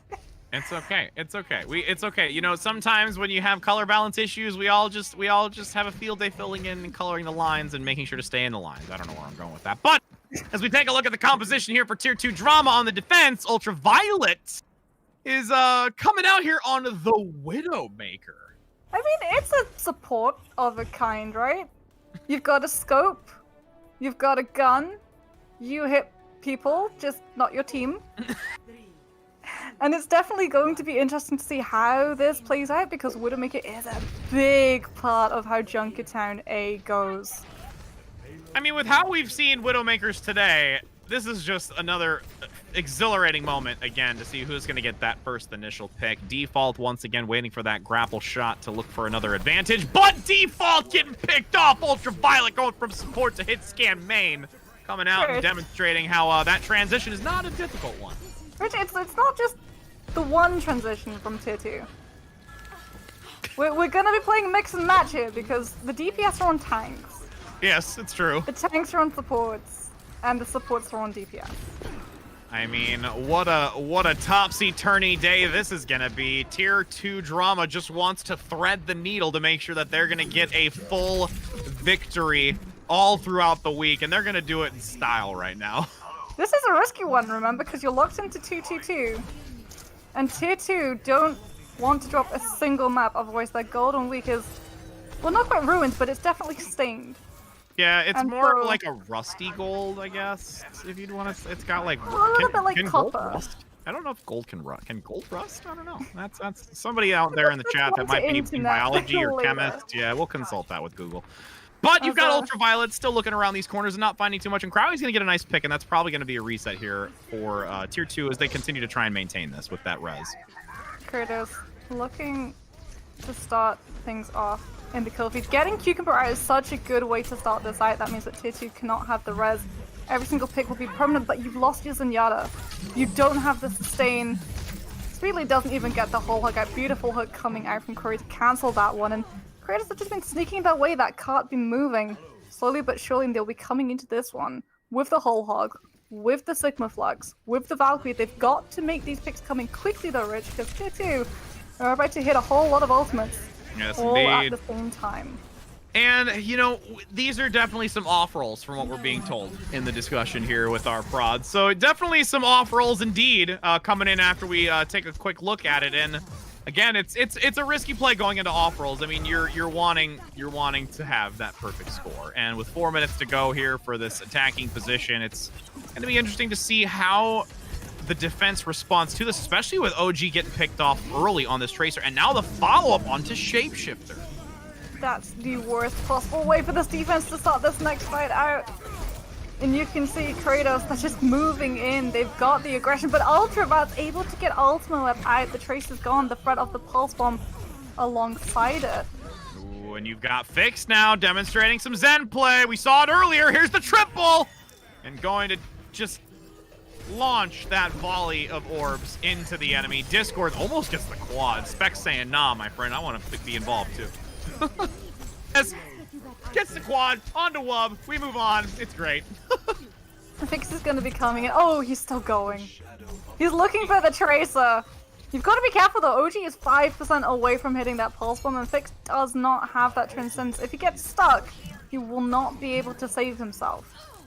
Ooh, Crowley getting another pick here onto Ultraviolet again, finding themselves out in the open. Pulse Bomb not going to gain any value either here coming out from OG. As 4 minutes and 28 seconds still continue to remain on the clock. Default looking for this pick in the back line on the Tracer. Being left up. OG. You didn't even know that was there, did you? Sneaky Spider is sneaky. Default trying to just catch members of Tier 2 out as they try and maneuver themselves into the high ground, but Ultimate Web is just waiting in the wings with that Pulse Bomb. And Shapeshifters is in the worst possible place. He's separated from his team. Ultraviolet does not want to be on that high ground right now. OG is able to get fixed. 6 feet's gone as well, so Tier 2 can definitely start grappling this one back, but they don't have the ultimates. All of those are firmly in the hands of Cratos. Yeah, they really are, and, you know, power to Tier 2 Drama for wanting to take a risky play like this. I guess I'll just give them that. As you've got now that Genji play showing itself here, with Default looking for the pick, just misses Ultraviolet, but Crowley will not. As the Kratos attack continues to ensue, Flux going to lift up a couple. There is a nice aggression coming out from OG in the back onto Default, but can easily just escape and move towards the payload. This is going to be an easy completion here with 3 minutes and 10 as Specs gets the double and cleans up here with Crowley assisting on the front side. Whole hog to just reposition anyone to touch it. And that's a 3 minute and 6 second time bank here for Kratos on the attack. A very strong showing from this team. A little bit of a hiccup on that point A, but that's where we tend to see a lot of teams slow down in this meta. Lacking that shielding, lacking that prevention of the Widowmaker bullet is really costing a lot of teams when it comes to building up space. And so people tend to just push and poke and try and pull a little bit at the seams until they've got those ultimates to properly back them up, to properly propel them forward. And that's something that we saw coming out from the side of Cratos. As soon as you hit that point B, that's when you can really spiral this entire map into your favor if you catch them coming out of spawn at the wrong staggers. If you manage to pick them apart one by one, just constantly spinning out that entirety of the fight, constantly keeping the cup moving for free, you can run away with Junkertown, as we're yet again going to be seeing Tier 2 Drama alert. Apparently Prod says these guys are on off rolls, so they do have experience on these heroes. And as we take a look at the defensive lineup here, we're still going to have Default picking up this Widowmaker. Not too much of a surprise. And, you know, we talked about it very long at the start of this. Being able to see a Sigma on this Route 66 is still very viable, and it's been working out very well, especially when it came to the attack for Kratos, even though you're going against a team that is playing a little bit of an off role. So there is some maybe synergistic adaptation from Tier 2 Drama moving into this next one. So I'm really curious to see how they'll be able to transition and synergize going into this now attacking phase. Cratos are running that defensive Mercy Zen, which means you've got a lot of pick potential, but the second Tier 2 actually take this fight forward and start battling it out into a little bit longer than the first couple of seconds, you are going to be taking some big steps backwards. Yeah, that was a big step forward by Ultraviolet saying, I found you, and looking for now another onto that Tracer play, but Default is going to get back online. 6 feet has the res and does find Cucumber. The support no longer available. You only have one forcing out the res. Ultraviolet, though, saying, all right, friend, you had the better end of this first round, but now that I'm on the attack, I'm going to do the same and try and get some worth out of this. But Thick on this Zen is killing it right now. Ultraviolet's still in the back, though. This Widowmaker, someone's got to turn around and deal with her, especially with 6 feet going down. It's gonna fall to Ultimate Web. Kratos are able to keep themselves strong. Shapeshift is actually going to go onto the Lucio. Try to get back into the fight a little bit faster, try to capitalize on the fact that the Widows was still behind, but now you've just reset that ult charge. Yeah, and you've got Ultima following up greatly. Fix already did a massive amount of damage to Wub on this Wrecking Ball, and you're going to see a change-up now. You've got this Wub Roadhog play versus the Wrecking Ball. The res going to come out by Shapeshifter to make sure that they are back at a full regroup of 6. And, I mean, now at this point, this dive's going to come through by the Winston, but it's going into a Flux and a Transcendence where you've got a healthy amount of ults to utilize from Kratos to try and counter against this. The picks need to come through, and you know, Tier 2 can't find the value. Especially if Curry's just waiting with this whole hog. Wub's gone down. Shapeshifter's discorded, so you can't go for the res. You're just going to be chased right away from it if you even survive. The Mercy cut off from the team, tries to fly out, doesn't get hooked. Corey's hunting a different squishy.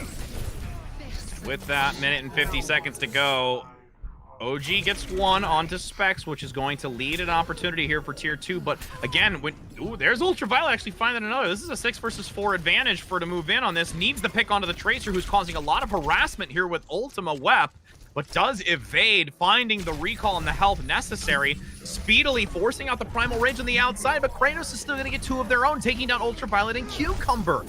Cratos managing to still pull this out as the lead started from tier 2. And the res comes through to only solidify Cratos on this defense. You've got to start going after these Mercies for the reses, and you've got to start taking that cover. Default just grapples up and dinks Cucumber right in the skull. It's canon, Rich! Widow and Ana, they had a duel and Ana lost an eye, and Default comes to collect. Yep. You have to pay the tollman, put the coins on one of the eyes. As you now have Crowley looking for a backline flank. Ultima not even aware as this 45 seconds continue. This is the downfall of a perfect score of tier 2 drama reaching this final fight moment. You've got Shapeshifter at least getting the res. Cucumber finds a pick onto 6 feet. And as I say with these 30 seconds, T2 drama miraculously comes out on top of this and will be able to reach this checkpoint. Curry went a little bit too deep, deprived the front line of the threat that a Roadhog provides, stopping that dive from coming through. And you see the aggression instantly coming out from tier 2. They're still working. They're still trying to spiral this map into their control. But Shapeshifter is the one that goes down. You're going to be backing out, giving up space as Ultraviolet looks to try and equalize. Yeah, equalization right now is going to be key, and Ultraviolet has to find some sightlines here. It's being so difficult, especially with that window being managed by Crowley, who's going to get a lot of damage or a potential hook onto this low ground or that upper position. You've got also this crossfire coming out here with that Specs play on the Sigma. Flux going to lift up a couple here out the gate onto Wub and to that backline shape-shifting Mercy play. And OJ is going to go down by here, that fixed play of Zenyatta. The whole hog has to be committed here, but it's going to be mitigated by the kinetic grasp. A quick swivel to make sure that he doesn't get a lot of armor, but there's a follow-up from behind as Default continues to unload a lot of damage here. Specs is having such a good time on this Sigma right now. Because Ultraviolet is really struggling to find these sightlines because of where the Sigma shield is placed. And you've then got to really put it down to resource management to the rest of the team. Ultraviolet is going to go onto the Genji just to do that, trying to bully Default out so you don't have to walk past the Sigma shield to actually do the damage. But you still, until you can close that distance, don't have anything contesting this Widowmaker. Yeah, and you saw the Genji play coming out earlier, and it really didn't gain much value as a whole. So we'll be interested to see if that continues to show the same relation, but the fact is that there's still tier 2 drama coming in with some picks here that's actually allowing them to keep this momentum forward. Crowley going to take a nap that can't manage to contest, so it's really relying on anybody from Spec specifically until that sleep is back online. Minute to go, and this checkpoint's going to be reached if you don't have Kratos drop soon. Wub's going to get that nano boost, trying to keep Kratos at bay. Kratos try to get this recontest. They know if it goes down to it, they've got the advantage. They'll be able to hit the Transcendence, they'll be able to hit the Ultimate, but you don't have a team at all! The Transcendence is too late! Oh no, you've already got 2 tanks down. Transcendence lost. Crowley rezzed though, but instantly hit with a Bionade, and the focus from Wub comes out with a hook, getting the takedown onto the support. And tier 2 drama, off specs or not, they're making this work. They can make this next one work as well. Look, they've even caught out Ultimate Whip. On the Tracer. Oh, the recall's good, but now you've just separated yourself even further from your team. The entirety of tier 2 are going to be looking for that Tracer's head, and finally they'll be able to pick it. Default thought about going for the Sombra, thought about hacking out Speedily or Wub. It's going to actually opt into the McCree, so you've got the Flashbang trying to shut Ultraviolet down, who will be a threat in this next fight with that blade raring to go. Oh, you had the kinetic grasp eating OG's pulse bomb, which is going to allow Kratos to reform out of this. That would have been a great pulse bomb, but huge response from Specs. And now you're in final fight territory, last moments. Ultima getting a nice pulse bomb to enter into this last fight. You've got to get a first pick though with your defense, and that's going to be the to kick it all off. 1 minute on the clock. Tier 2 still have the time to wait for that Mercy to come back in, and they'll be coming in with a lot. Nano Blade, and unfortunately for Fix, you don't have the Transcendent. Specs just use Sigma Flux in that last fight, so it's going to be up to Crory with that whole hog to keep the Genji away from the team. Stick onto the hog, manages to take a breather and grab the Mega Pap underneath, which is now going to have a nanoed blade. It is not going to be vanilla of any kind, with a pick coming out already onto Fix. Can't manage to get a second because there's a lot of crowd control coming out from the hog. As you've got this Deadeye onto OG, the res from 6 feet does get Fixed back online. So now with 30 seconds to go, Ultima Weapon in the back is going to just really look to try and generate another Pulse Bomb here to use for these last final moments. Tier 2 though will have a lot of ultimates coming in. Free the Valkyrie, the whole hog, the Pulse Bomb. Fix is going to be hitting that Transcendence, but you're still trying to find something for Cratos to build towards once that runs out. And that won't be online for a very long time. No, it won't. You have Default now getting overrun on the side. Had the flashbang to try and crown control that Wrecking Ball. Doesn't manage to come out too much on top as Crowley gets pushed back. The overtime is active. Transcendence is forced out by Fix to survive. Nobody can do anything about it, but there is enough damage despite the Transcendence for Crowley to get picked off. Specs has the Flux. That's a chance now in a win condition to lift all members off of this payload, as Cratos now is going to have one last attempt to stop this going another round. It's not just the Sigma Flux that Cratos have access to either, it's the Deadeye as well. 2 things that can be used to push Tier 2 off this cart if they get the space to actually initiate with them. And now with the Flux entering in, going to lift up that speedily. The Minefield's actually going to help out, but the Deadeye gets 2. The synergy between it. Cratos now coming in at the end, able to shut down Tier 2 drama. There is nothing but a prayer, and it is not going to happen. The perfect streak for an entire... Well, no, that's going to be it. I was going to say, I'm like, there's a lot of high hopes here, but I'm telling you right now, Cratos is going to be the first ones to take a map away from Tier 2 drama, and that is going to be an upsetting loss. If you're Cratos, your mentality is complete though, Rich. You just, like, imagine you lose that 3rd map on a team on off-rolls. That's the Vancouver Titans where they ran Bumper on Hanzo. That's your mentality just completely shredded if you lose it that way. You're not wrong, but I gotta say right now, Cratos, if they are able to pull this reverse sweep off, that's a huge compliment to them. But the fact that they can just say, we did not allow Tier 2 drama to have a perfect week is more than enough of a glorious victory in my book. You may not get contenders, but you can still pick up that commiseration prize. And we're definitely seeing that Cratos have started to adapt, that they're definitely thinking about what Tier 2 are putting in, even when these guys are running on off-rolls. They kept the Sigma in for so long to enable the Widowmaker. They even put the McCree in over the Sombra, knowing that the Blade was one thing that they really had to worry about. They needed that flashbang, they needed that threat to keep the Genji away, and even saving the whole hog as well, identifying that you're not going to be able to hit the Transcendence, that the ultimate is going to be going straight into the middle of your composition for pulling it out and making sure the Genji is sent straight packing. And it's those small micro plays that could really demonstrate growth. And as we enter into this next map, which is going to be Volskaya Industries, I'm really curious to see exactly what we're going to be having coming out here.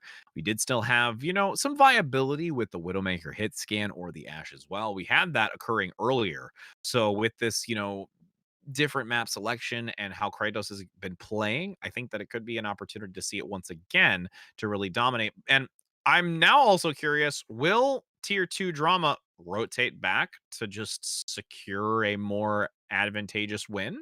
Or are they going to stick on these off rolls and continue in this manner?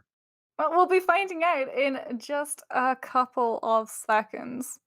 It looks, though, like they're back in that lineup order. DPS tank support, Speedily Warp, Cucumber Shapeshifter, Ultraviolet OG. So you would expect that they would be coming out on the roles that they've been locking in previous maps with. But if you're Cratos, you're sort of really happy that it's Volskaya, because you were able to keep control of Junkertown off a lot of sightlines. And Volskaya has, if you're in control of the space, a lot of sightlines open to you. And, you know, with those sightlines open, this is a chance to bring it to map 5. And then you have a new tall order to worry about. Going back on a control, which already, you know, you had a decent showing of, especially on the first couple of maps of Busan that we had for the round. So as we enter in onto this, you do have a side swap. So we will see the appropriate sides changed up here with Cratos on that right, and correction, Cratos on the left and tier 2 drama on the right segment. And, you know, honestly, with us going into this map, I feel that tier 2 is like, all right, friends, we lost this map. That's okay. We didn't have the perfect score, but we're still going to go back. We had at least the time to have a little bit of fun. Even though they didn't get the perfect score, they still, I think, are having a good time with their offers. I think they had an absolute blast during Junkertown. I mean, sometimes when you're playing Anna, you just look at your gun and you go, gee, I wish I could one-shot that enemy Widowmaker. Yeah, not have to get the 3-tap in there to be just like, well, I'd really like to get all of my damage out onto you in time and not allow the supports to heal you back up. That's the goal with the swap. As we do enter in onto this map, though, I mean, that was the one. Seeing Ultraviolet go from the Ana to the Widowmaker was like, of course, there's correlation. But I was surprised to see some of the other, you know, change-ups here as well for tier 2 drama, as you had some of the swaps, you know, with OG doing the same thing, kind of going more into that DPS role and how they're changing it up. But I mean, now that we're back to the tried and true, as you said, the order is correct. You will have tier 2 drama on the attacking side versus Cratos is on the defense. And now, with these final seconds, we'll be able to see what the conclusive composition is going to be, more specifically so by Cratos on this defense, because as we saw before with Cratos on defense, they were outmaneuvered by tier 2 more often than not. And we can see this composition. Default's going to stick on the Ashe, and Ultima Wep on that Tracer. Default going to be once again on the hit scan. This time, though, you don't have that Sigma shield to act as safety.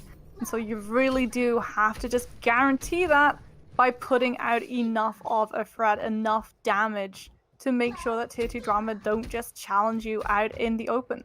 And that's something that tier 2 are definitely going to be looking to do. If they run out with what they're currently teasing, Echo and Widowmaker is going to be an absolutely brutal crossfire. You can send the Echo above in the sky to pull attention from that Ashe to instantly deal. If you can't ignore this threat, this is going to be so much damage potential. All the while, Shapeshifter on the Widow gets to just sit on that choke completely free. Okay, so yeah, off rolls commencing. Speedily now moving in with that Echo overhead.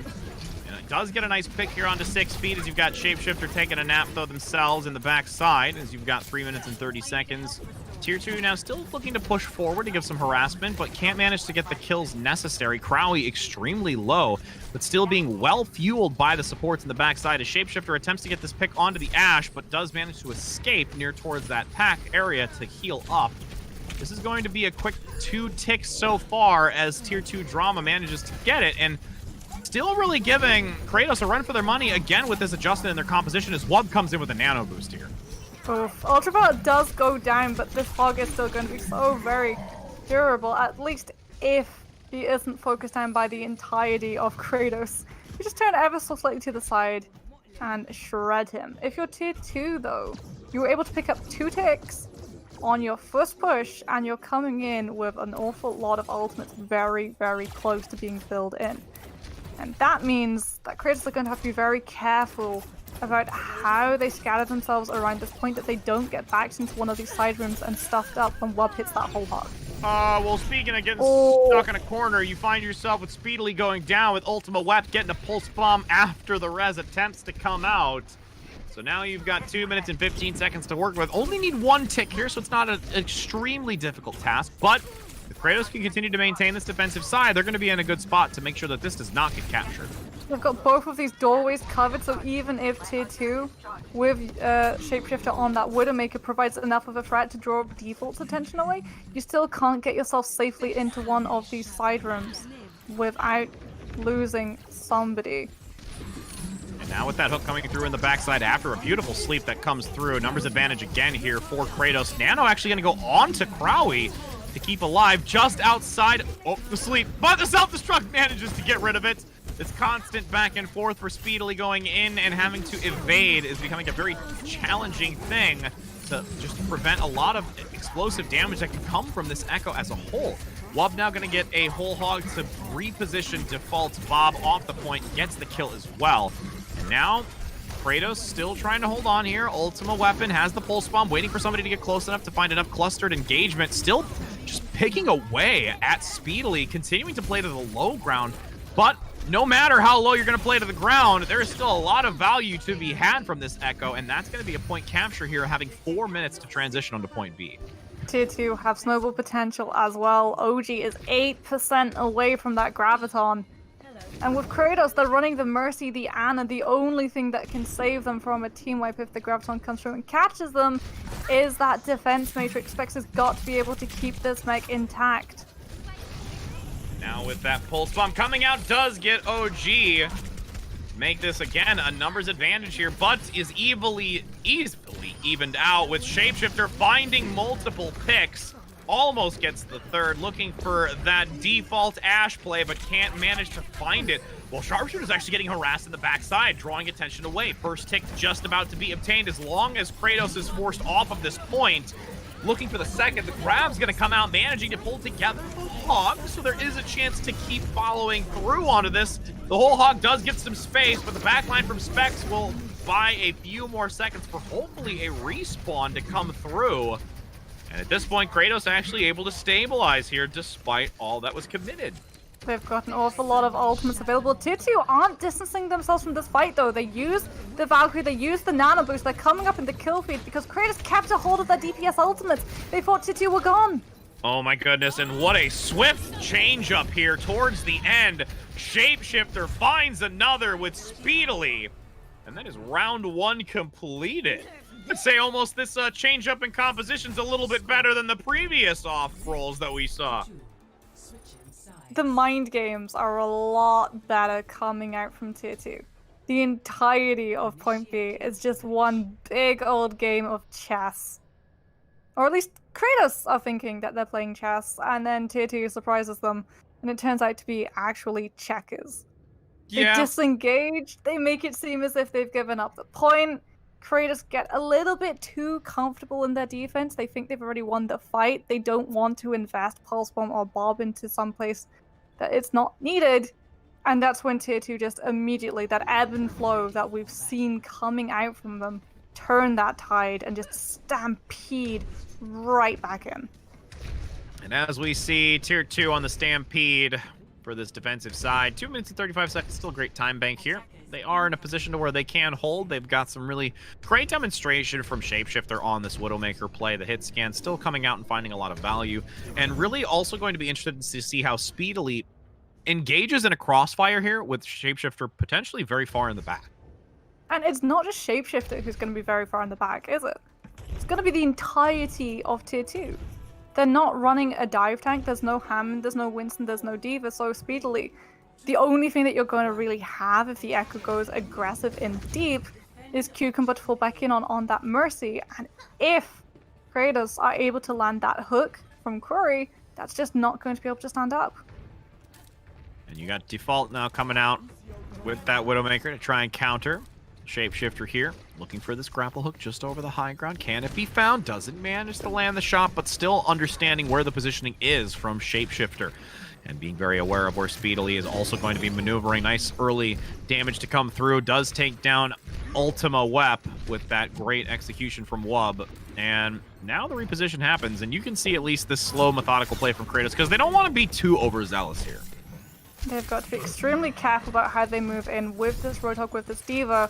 They're just walking straight into damage. The only way they can mitigate it is by letting Fix charge up to that Nano Boost. That's why the Ana is so much closer to the ultimate, that Ultraviolet, but you're still missing your Tracer a second time. And now a Default in the back getting picked up. Almost got the sightline, but there is a big, massive hog named Wub in front of that sightline, making it a real challenge for Default to get a clean shot. Speedily gets that focus beam to take down the big man himself, and that's 2 minutes and 45 seconds remaining, where Tier 2 is actually still doing a stellar job on this.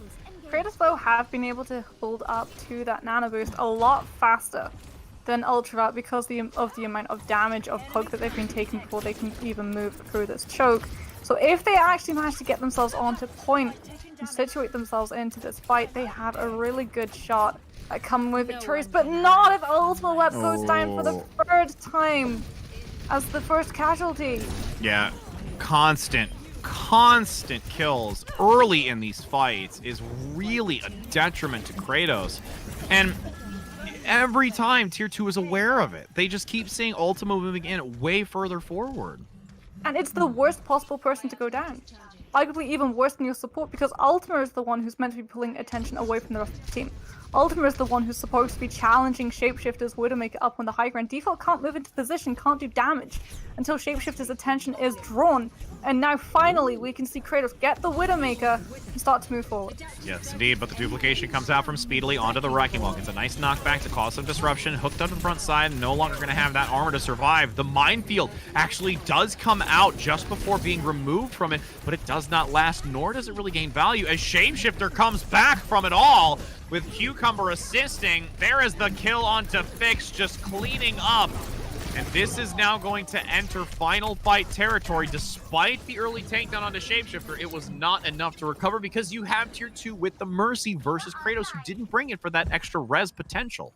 But Default, who'd only just swapped on the Sombra literally one fight ago because you're running into the Roadhog, the Diva, you were so very close to EMP, and that is what Kratos are going to be hinging all of their bets on.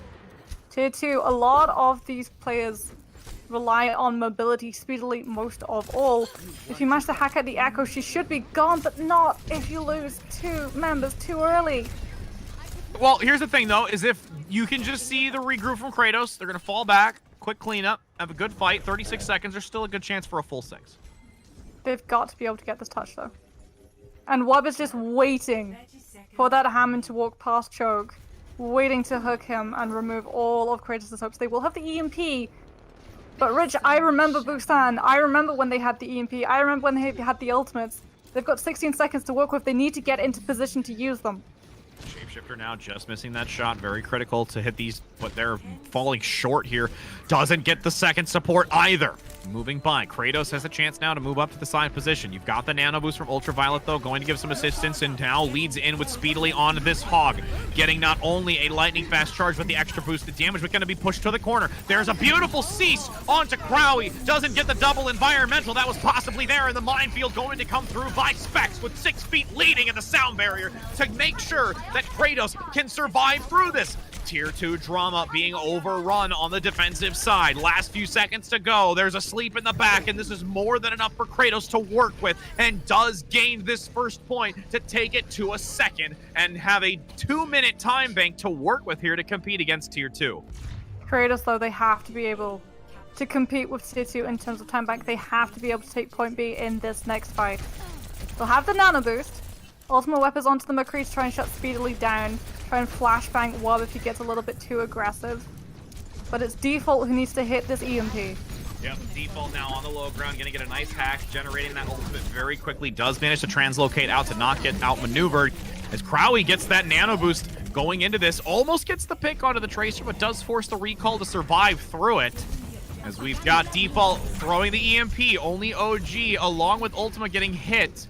As Ultra now survives in the backside, but OG is left mechless at the present time with this consistent pressure now from Kratos. Going to complete the first tick and looking for the second. Manages to get a pick on a Speedily in the side, rotating now to this McCree, which they didn't have once before, with a cleanup by Ultima Web. Where has this been?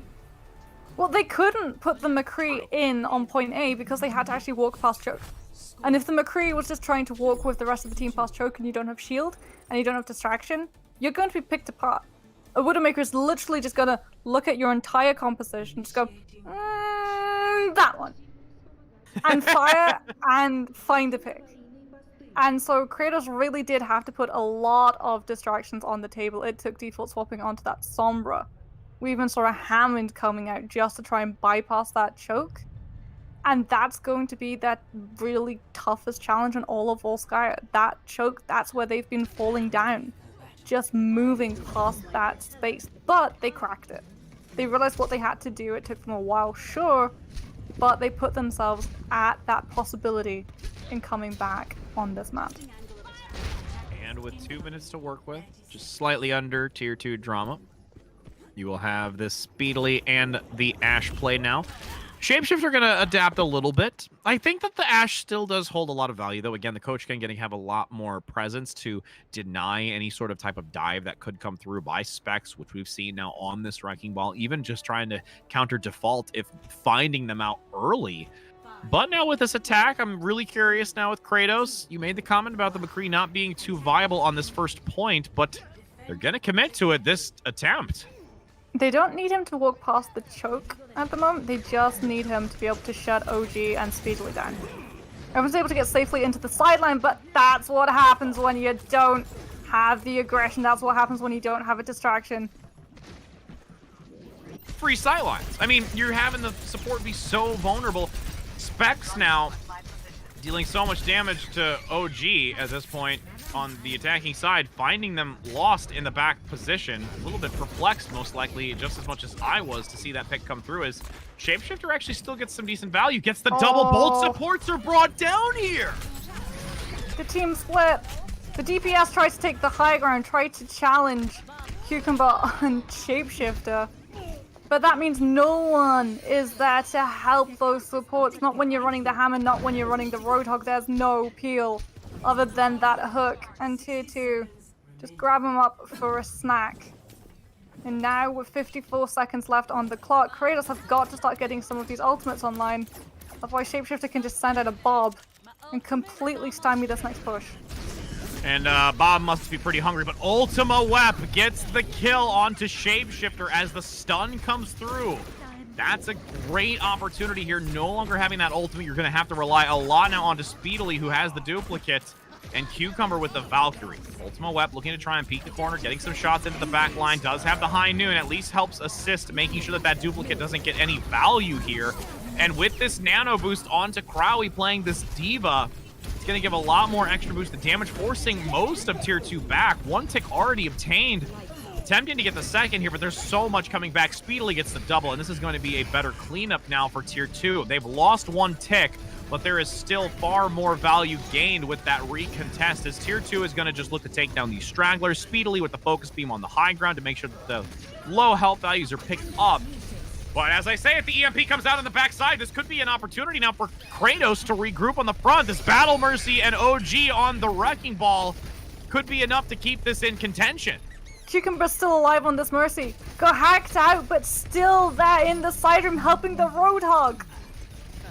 Now with the Hog going to be eliminated, Wub goes down. Ultima Wep will look to complete this with the remaining members of Cratos. They will get this and now move once again a second time to point B. It's a race to ultimates right now. And Specs does not want to be starting things off for Cratos like that. You have to have the entire team ready. You get one crack at this. When you're running that Lucia, when you're running that Brigida, and it's 14 seconds left until you approach the point, this is the final fight. You've got to come in with the entire of your team. Because tier 2 are just going to be waiting if they get that first pick to spiral it into a fight win. Indeed, and now with that spiral moving forward, Speedily going to enter in with the Sombra, getting an EMP of their own very quickly. Does translocate out of the way just in time before being brought down. All 6 members of Cratos have been affected, but I am not sure that that is going to be enough. Crowley to the high heavens with the self-destruct, manages to find Cucumber and bring that support line down. One tick gained, looks for the second, wants to gain the third, and Cratos miraculously in the end has a chance to do this, but Shapeshifter says otherwise. Bob on the point with OG on the Wrecking Ball in the corner, harassing with this and leaving Shapeshifter open for the quad. Round 3 complete. Cratos had a flash of brilliance with that EMP, but unfortunately EMP and the ultimates that they were coming in with, they ran out, and tier 2 were just able to hit theirs a little bit later.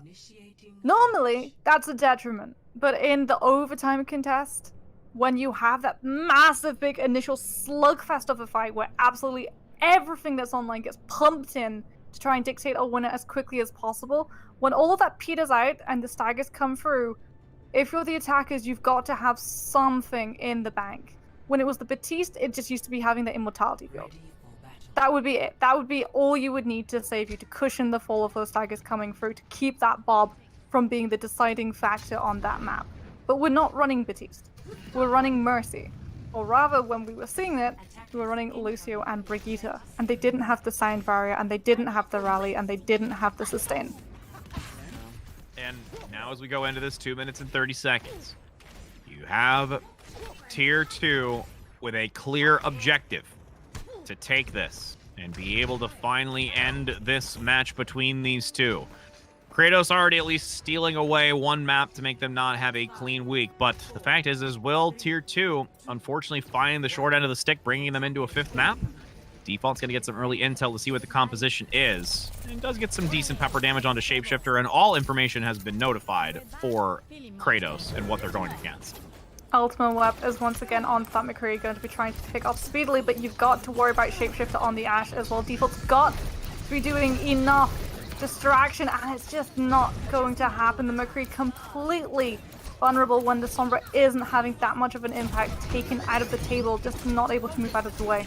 I mean, Speedily having a stellar match right now on this Echo, finding so much value and pumping out a significant amount of damage. Landing those sticky bombs with quick succession, mind you, as well. Oh my goodness, Speedily throttling through this first point and going to give a great time bank of just over 2 minutes to work with going into this next checkpoint. I like this adaptation from Cratos, though. Ultimate Web is, well, there it went. Was coming out on the Soldier, would have sustainability, wouldn't have to rely on Default taking as much distraction away, but which is something that you're gonna like. It's that double shield that Speedly's going to have to break through. The grin on my face is here, friends. If only you can see it. We've got now 1 minute and 45 seconds still to go. Tier 2 looking to aggress back on. Speedily needs to find this duplication to have for this engagement, but Default finds a pick with Fix gaining another. So that's going to be a drawback here. The res actually onto Speedily. They're going to commit this, at least to make sure that they've got 5 to try and regroup with. But Default finds another pick on a Shapeshifter. This chance is still an opportunity to hold against when now you force back and have a decent, solid, slow maintaining defensive composition. And Cratos can start really pressuring down Tier 2, making sure that they don't hold too closely while they're waiting for their plays to come back in. Speedily will have that duplication on board, yes, but you've got to get it through 2 layers of shielding. And Default's just going to be waiting with that EMP to try and force Tier 2 onto that map 5. And as the nano boost comes out, Cucumber going to force the Valkyrie ultimate down. Don't have the duplicate. And now you've got the vulnerable Cucumber Valkyrie play in the front line. Ultra Wop gets a triple. What is this right now? 40 seconds to go, and you've got Cratos holding strong and shutting down T2 for this now final fight to come. They're still holding on to the EMP as well. They've still got it in the tank for when Tier 2 come in for this last final fight. It will be in overtime. At least still holding on to the duplication, and the shields are gone. He can go for that duplication. He sees the signal, but he gets hacked! Instantly 4 members taken down, but Shapeshifter has the bomb, but gets slipped on its adventure to the magical land that is point B. Flux comes into the corner, Rising 1, Shapeshifter's bomb manages to take down Crowie. Ultima Wep on the back line trying to equalize, exchanges back and forth as Wep gets back online. 6 feet bringing Crowie back into this fight as the overtime continues. Hacks continuing to land, coming out from Default. The supercharger on Crowie is critical, needing to get taken down as OG focuses it. Shapeshifter 1 onto Crowie, gets that extra boost of damage as it continues to go into the overtime. 2.5 ticks needed. You have T2 wanting to finish this out, but Cratos is not going down without a fight. Crowie now on the wrecking ball to try and stagger this out. 1 tick going to be obtained, the second nearing close, but this is still contestable if they can get back from Cratos. EMP, Default, he's so close. All Cratos need to do is buy the Sombra time. And now with the last remaining moments, the Default with the EMP. Is there enough to follow up immediately after? The Valkyrie gonna come out here by Cucumber to fuel this, the extra damage, but the Nano comes out onto Spec. The Diva mitigating as much as possible. It's not going to be enough. The wrecking ball stall is there in the center, but there is no DPS to come through. Overtime continuing. Tier 2 wants this to be over, but Cratos still, by the skin of their teeth, manages to hold on to this Crowy against OG. The spin to win in the center. Wub gets the kill finally, and the execution is speedily, and Wub dash around the center. It is only a matter of time, and Cratos is miraculously still holding on to this. Default is still alive on the server. 85% to the next EMP, and they take it. Oh my goodness! The second map against Tier 2 this week has been taken by Cratos and Rich. Second time tonight. We're going to map number 5. What am I watching, friends? I mean, seriously, we had a reverse sweep happen match 1, and now we're seeing it a second time. Off specs coming through by Tier 2, and Cratos taking 2 maps away as we're going into now another control map. Default was the star of the show for me in that overtime contest. One EMP comes out, and that's all that Cratos need to stabilize, but then he stays alive the entire time, Rich, and builds 84% to the next EMP in the same fight. That Sombra was doing some serious work, and it was something that Tier 2 were constantly pressured against, but could never really turn around and deal with because they had to go for the supports. They had to go for the other stagger picks that were coming in with the potential of ultimates, the pulse bomb, the Hammond. You don't want those standing on your point, completely throwing your composition for a loop, quite literally. And so the Sombra just gets to remain and stay and stay and stay and stay. And heading into Nepal, I'm not going to be surprised if the Sombra stays in Kratos' lineup because it's been doing so much for them. And stays. I mean, just had to get the last word in. It's because it's true. I mean, we could go on forever with that one. I mean, I don't think either of us or any of you that's tuning in right now, all that are joining for this matchup, were expecting this one to also reach a map 5. But with that being said, I could honestly say that Tier 2 is like, all right, guys, we kind of really need to maybe rethink about this because we don't want to lose one. I mean, they've lost some maps, but they don't want to lose against another team.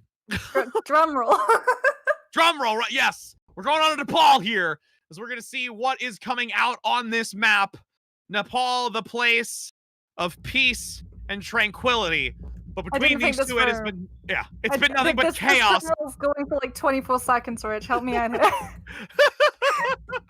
It's just chaos and unorthodox nature at this moment. As I'm we too do, stubborn. Right?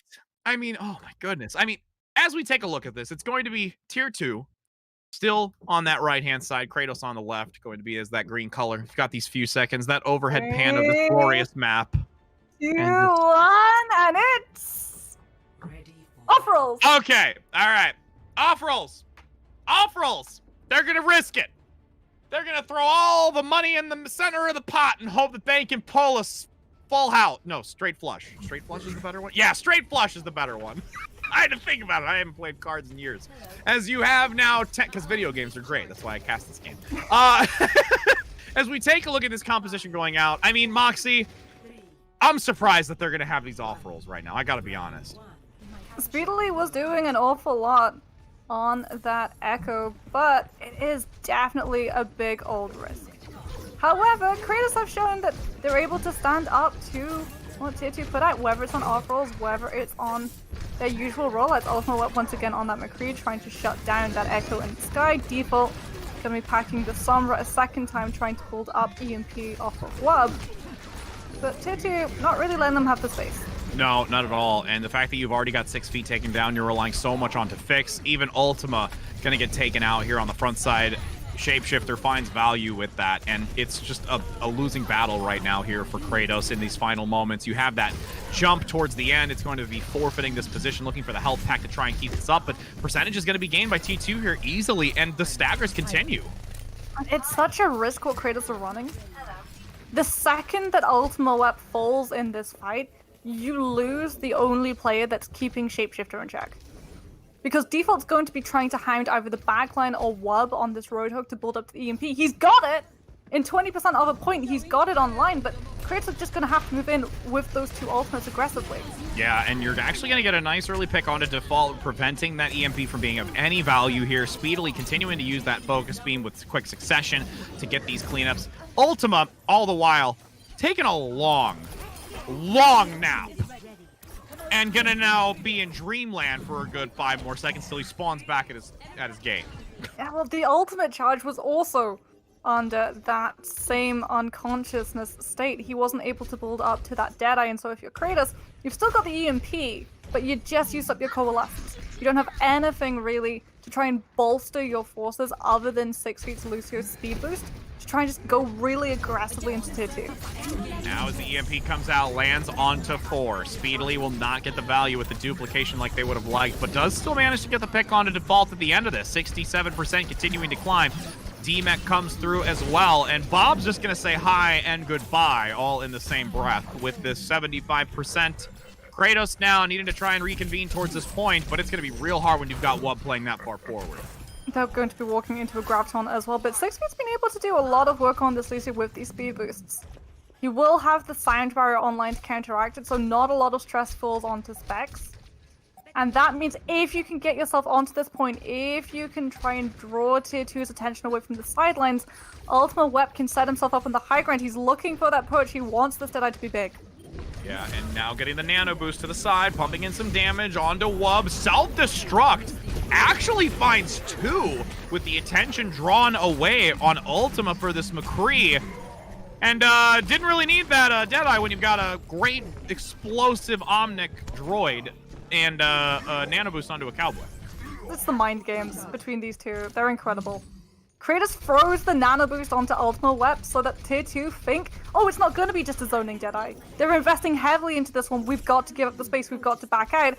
And that hurts them right into Spec's nuke. But now you've used up those 2 ultimates. Tier 2 kept a hold of theirs. And now with the duplication, speedily going to get nano boosted, but takes a nap. You commit both ultimates to that target, and it's going to be a very big loss as that few seconds remain. Attempting to get to the whole hog, might just touch it for a brief moment as the hook manages to stop it and will be kicked out of it. Wub on the front now has to use their ultimate to try and counteract this, and the EMP landing onto 3 from default again, finding the short end of that where they're going to get taken down. You still have a percentage gain here by Cratos competing against tier 2. You've still got a Mercy and supports alive for tier 2 as well. You've got to try and shut Cucumber down, but Speedily is the one that Ultimate Web goes for. And that's why you've got to take the Mercy off the table. The Resurrection is that tier 2 very much still in this fight. They're still sniffing around it. They know they can pressure Kratos off this point. With this Crowley pick onto the side, doesn't actually get to close proximity. Gets stuck on the edge of that obelisk in the center. With Crowley rotated to the side, can't manage to land the necessary picks here as Cucumber enters in with the Valkyrie to try and fuel tier 2 into this final fight territory. But 6 Feet is there to respond with also the whole hog to try and force all of tier 2 off the edge. Does get the picks as a flanking rotation comes through, almost pops off and manages to get Cucumber as well, but the res is there. And you've got Speedily now duplicating onto this support play, and I don't know if there's going to be enough for tier 2 to keep this point. Well, they do get the Coalescence and my foot is hooked before the Moira can actually get the ult. And Kratos are still there. They've got the Coalescence off their own. They've got the EMP to shut all of tier 2 down. And you've got the overtime commencing. Now Grab's going to be thrown into the center. Doesn't manage to get the value, only takes out default, but that could be just enough preventing that halt as the High Noon from the side comes in. Not going to get the pick because those sticky bombs say otherwise. Cowboy goes pop in that moment as Specs on the center side spins around to look for the pick on the Cucumber. Overtime is still going, wicks away, and it's going to be Cratos tanking map 1 in this Nepal round. Oh my goodness. Rich, I'm not surprised if we're going to see all 3 maps of Nepal. I think that this really could go the full distance between these teams because they're just playing so cleanly. It's a conversation between these 2 teams at the moment. And it's a shouting match!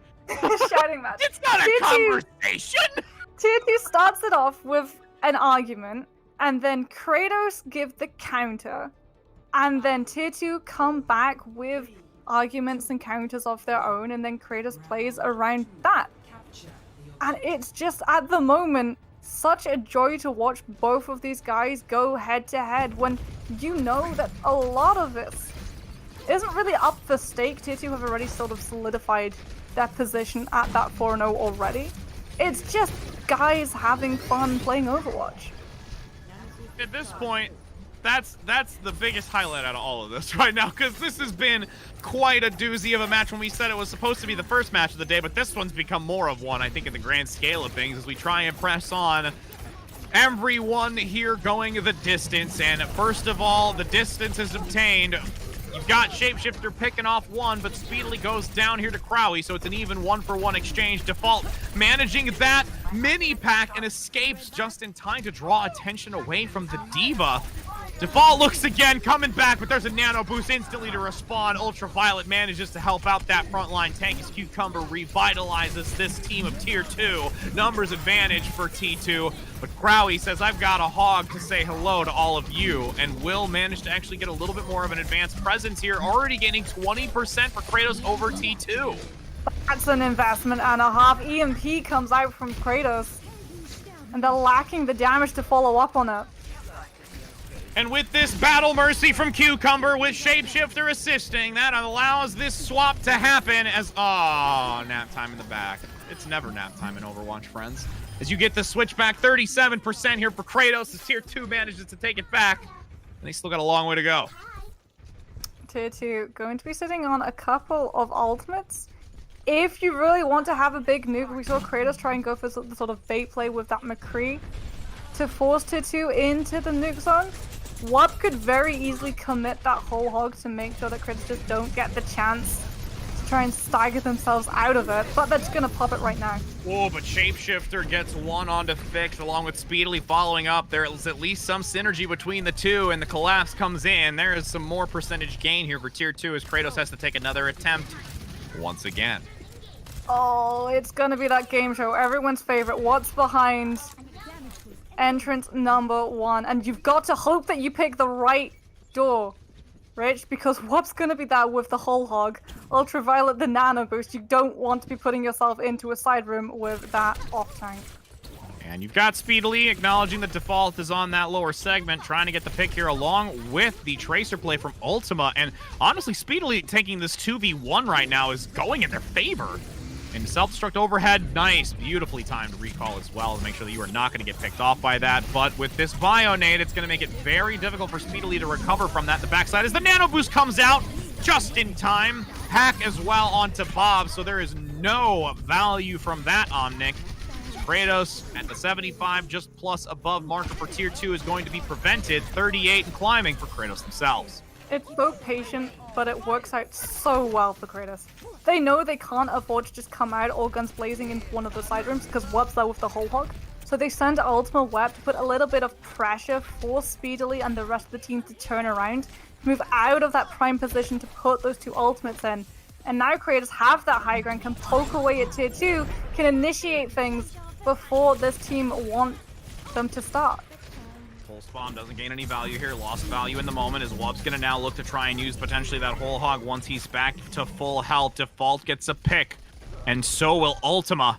This is entering that final fight territory where Cratos could actually take this win away from Tier 2 in this grand scale of a final match.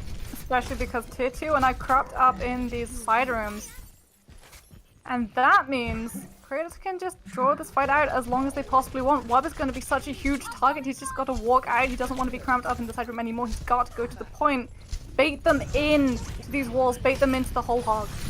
And with that hub in the backside, you've got the res coming through, so Shapeshifter is online despite that early pick coming out by default. Still maintaining this position. You have the numbers advantage from Tier 2, rotating back onto the point, not yet being able to get specs out of that mech for the follow-through. There is the chance now for Tier 2 to keep this alive, to bring it to another map. They reform as Wub gets the double, and they now are in final fight territory as it's 99 converted over.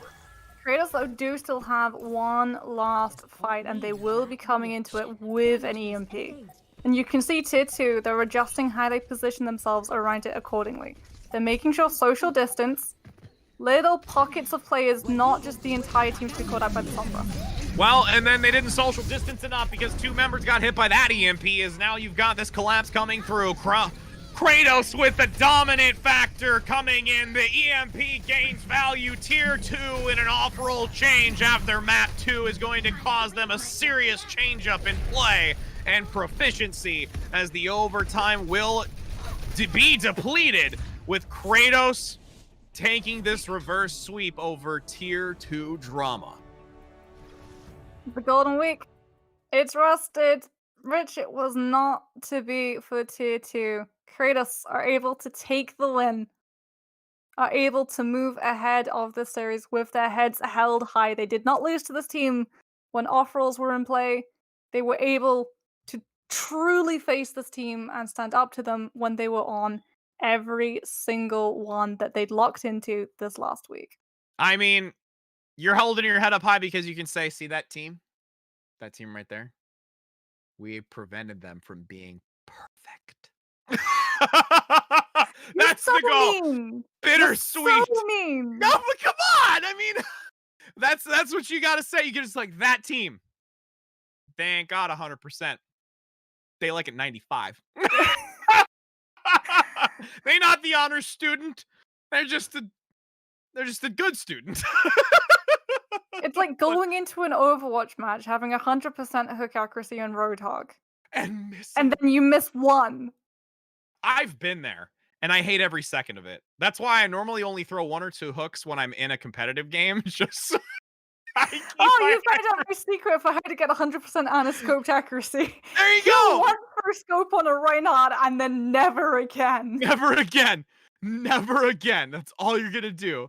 As we move into this interview, it is going to be a player from Cratos, since they were able to take that reverse sweep here and deprive Tier 2 of a perfect week. I mean, I keep saying that because it's just like, it was right there. And you know what? They wanted to have fun. We said that. We commented on that earlier. Tier 2 playing off rolls, being the champs to say, you know, we want to have some fun too. It's going to be a little bit challenging, and you know, in the end, I think they, regardless of the loss, still had an enjoyable time. But I know someone else is having an enjoyable time, which is Cratos, because they still got this. Period. End of statement.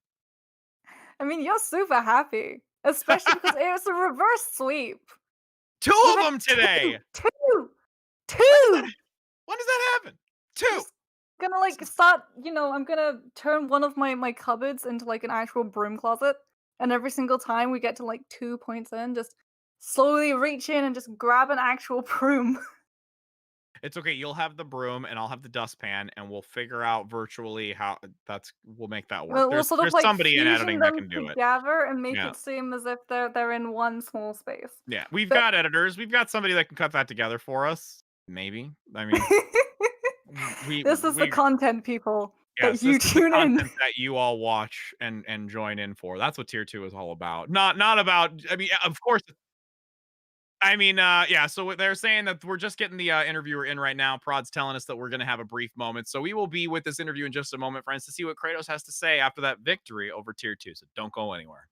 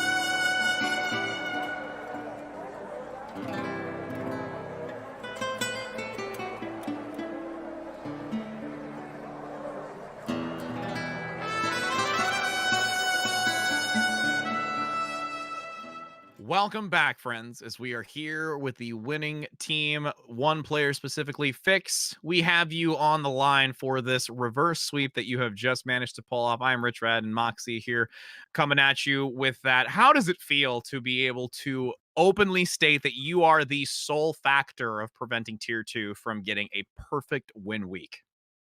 It feels pretty good. It was a fun game all around. Like, they were off rolling and whatnot, but I still think we played really well. It was just like the mindset was first map, we know they're off rolling, we win that, and then we do the two others. We expected them to go back on the rolls for the last map, but when we saw they were off it, like everyone was pretty hyped up. We knew we had it. Oh, yeah. I mean, you could tell that it was like stellar job to respond to it. Because even us, I mean, Moxie, you would agree, we were a little surprised ourselves. I had a drum roll going for like 50 seconds straight. I'm too stubborn. I'm too stubborn sometimes. But obviously, congratulations to the win. And I think we saw you guys really strengthen the team as the series progressively got better. Was there anything you think that changed other than the off rolls coming in from the first map on Busan down to that very last map of Nepal? I mean, it was 3-2, but we seen on that last fight, we had a miscommunication, like a really bad one, over who was touching. I think we would have won that fight too. We had about 3 ults, but the mindset was just like, we don't want to be disrespected. We're getting off-rolled on. You got to clap them for that, you know? Yeah, I mean, I don't blame you at all for that. And again, those things kind of happen, miscommunications. But regardless, the biggest part is that you didn't allow things like that to build up and cause you to have like a mental, not breakdown, but like essentially just breaking down your confidence in that. In those moments, it's really important for you to persevere. And, how would you say that you as a team, like communicating and going into this, like what's like a driving factor for you to recover from moments like those? I mean, no team wants to lose, right? Like, we came into this trying to just get a 3-0. We knew we'd have our hands full with Tier 2. Like, they're a pretty stacked team. But, I mean, we came in, like, really confident, just, like, ready to win. And I know that there were a couple of really standout moments for us. I know Rich was extremely ecstatic to see an Orisa on the cards. But was there ever any moment in this match where you thought you just did really well? I got a 3K on that right side mega. Junkertown, that was pretty nice. Right? Yeah. I mean, everyone was popping off. Like, we just had so much energy today. Like, we were really bouncing off each other well. And, like, our fight setups were, like, super clean compared to other days. Which is good, and it carried and it reflected. I mean, again, even with them playing that off roll, like you said, if you're gonna play off roll, we're still gonna bring it 10 times harder. So, and you definitely did that. So, major props to you and your team. And again, hold your head up high. You're making sure that somebody's not gonna have a perfect score. I mean, you were the defining factor in that, my friend. So, it's been a pleasure to have you here, Fix. We wish you the best to you and your team continuing to progress and playing as a unit or whatever endeavors you have ahead of you. So thank you so very much for your time. And we hope you have a great rest of your night, my friend. Yep. Thanks, guys. You too. Definitely. And for those of you that have been tuning in, we have had a long day of Overwatch, 2 reverse sweeps, all 5 maps being played. And Moxie, I got to say, that was an adventure and a half. I loved every single second of it. We got treated to so much. And I just realized, I'm pretty sure Tier 2 played pretty much every composition except Goats. It was just like an absolute blast from the past, like walking through a museum of Overwatch compositions. Yep, and you can definitely say that it was worth the adventure because at the end of it, you still see that upset coming out with Cratos taking that final map point. But for all of you that have been here tuning in, enjoying, and participating with all of us through this adventure today, we hope you have a wonderful rest of your evening. Major shout outs to all that have been on the production end of it, for those tuning in, supporting both of these teams, everybody involved. Tier 2 support as always. So take care. Happy gaming, my friends, and have a lovely rest of your evening.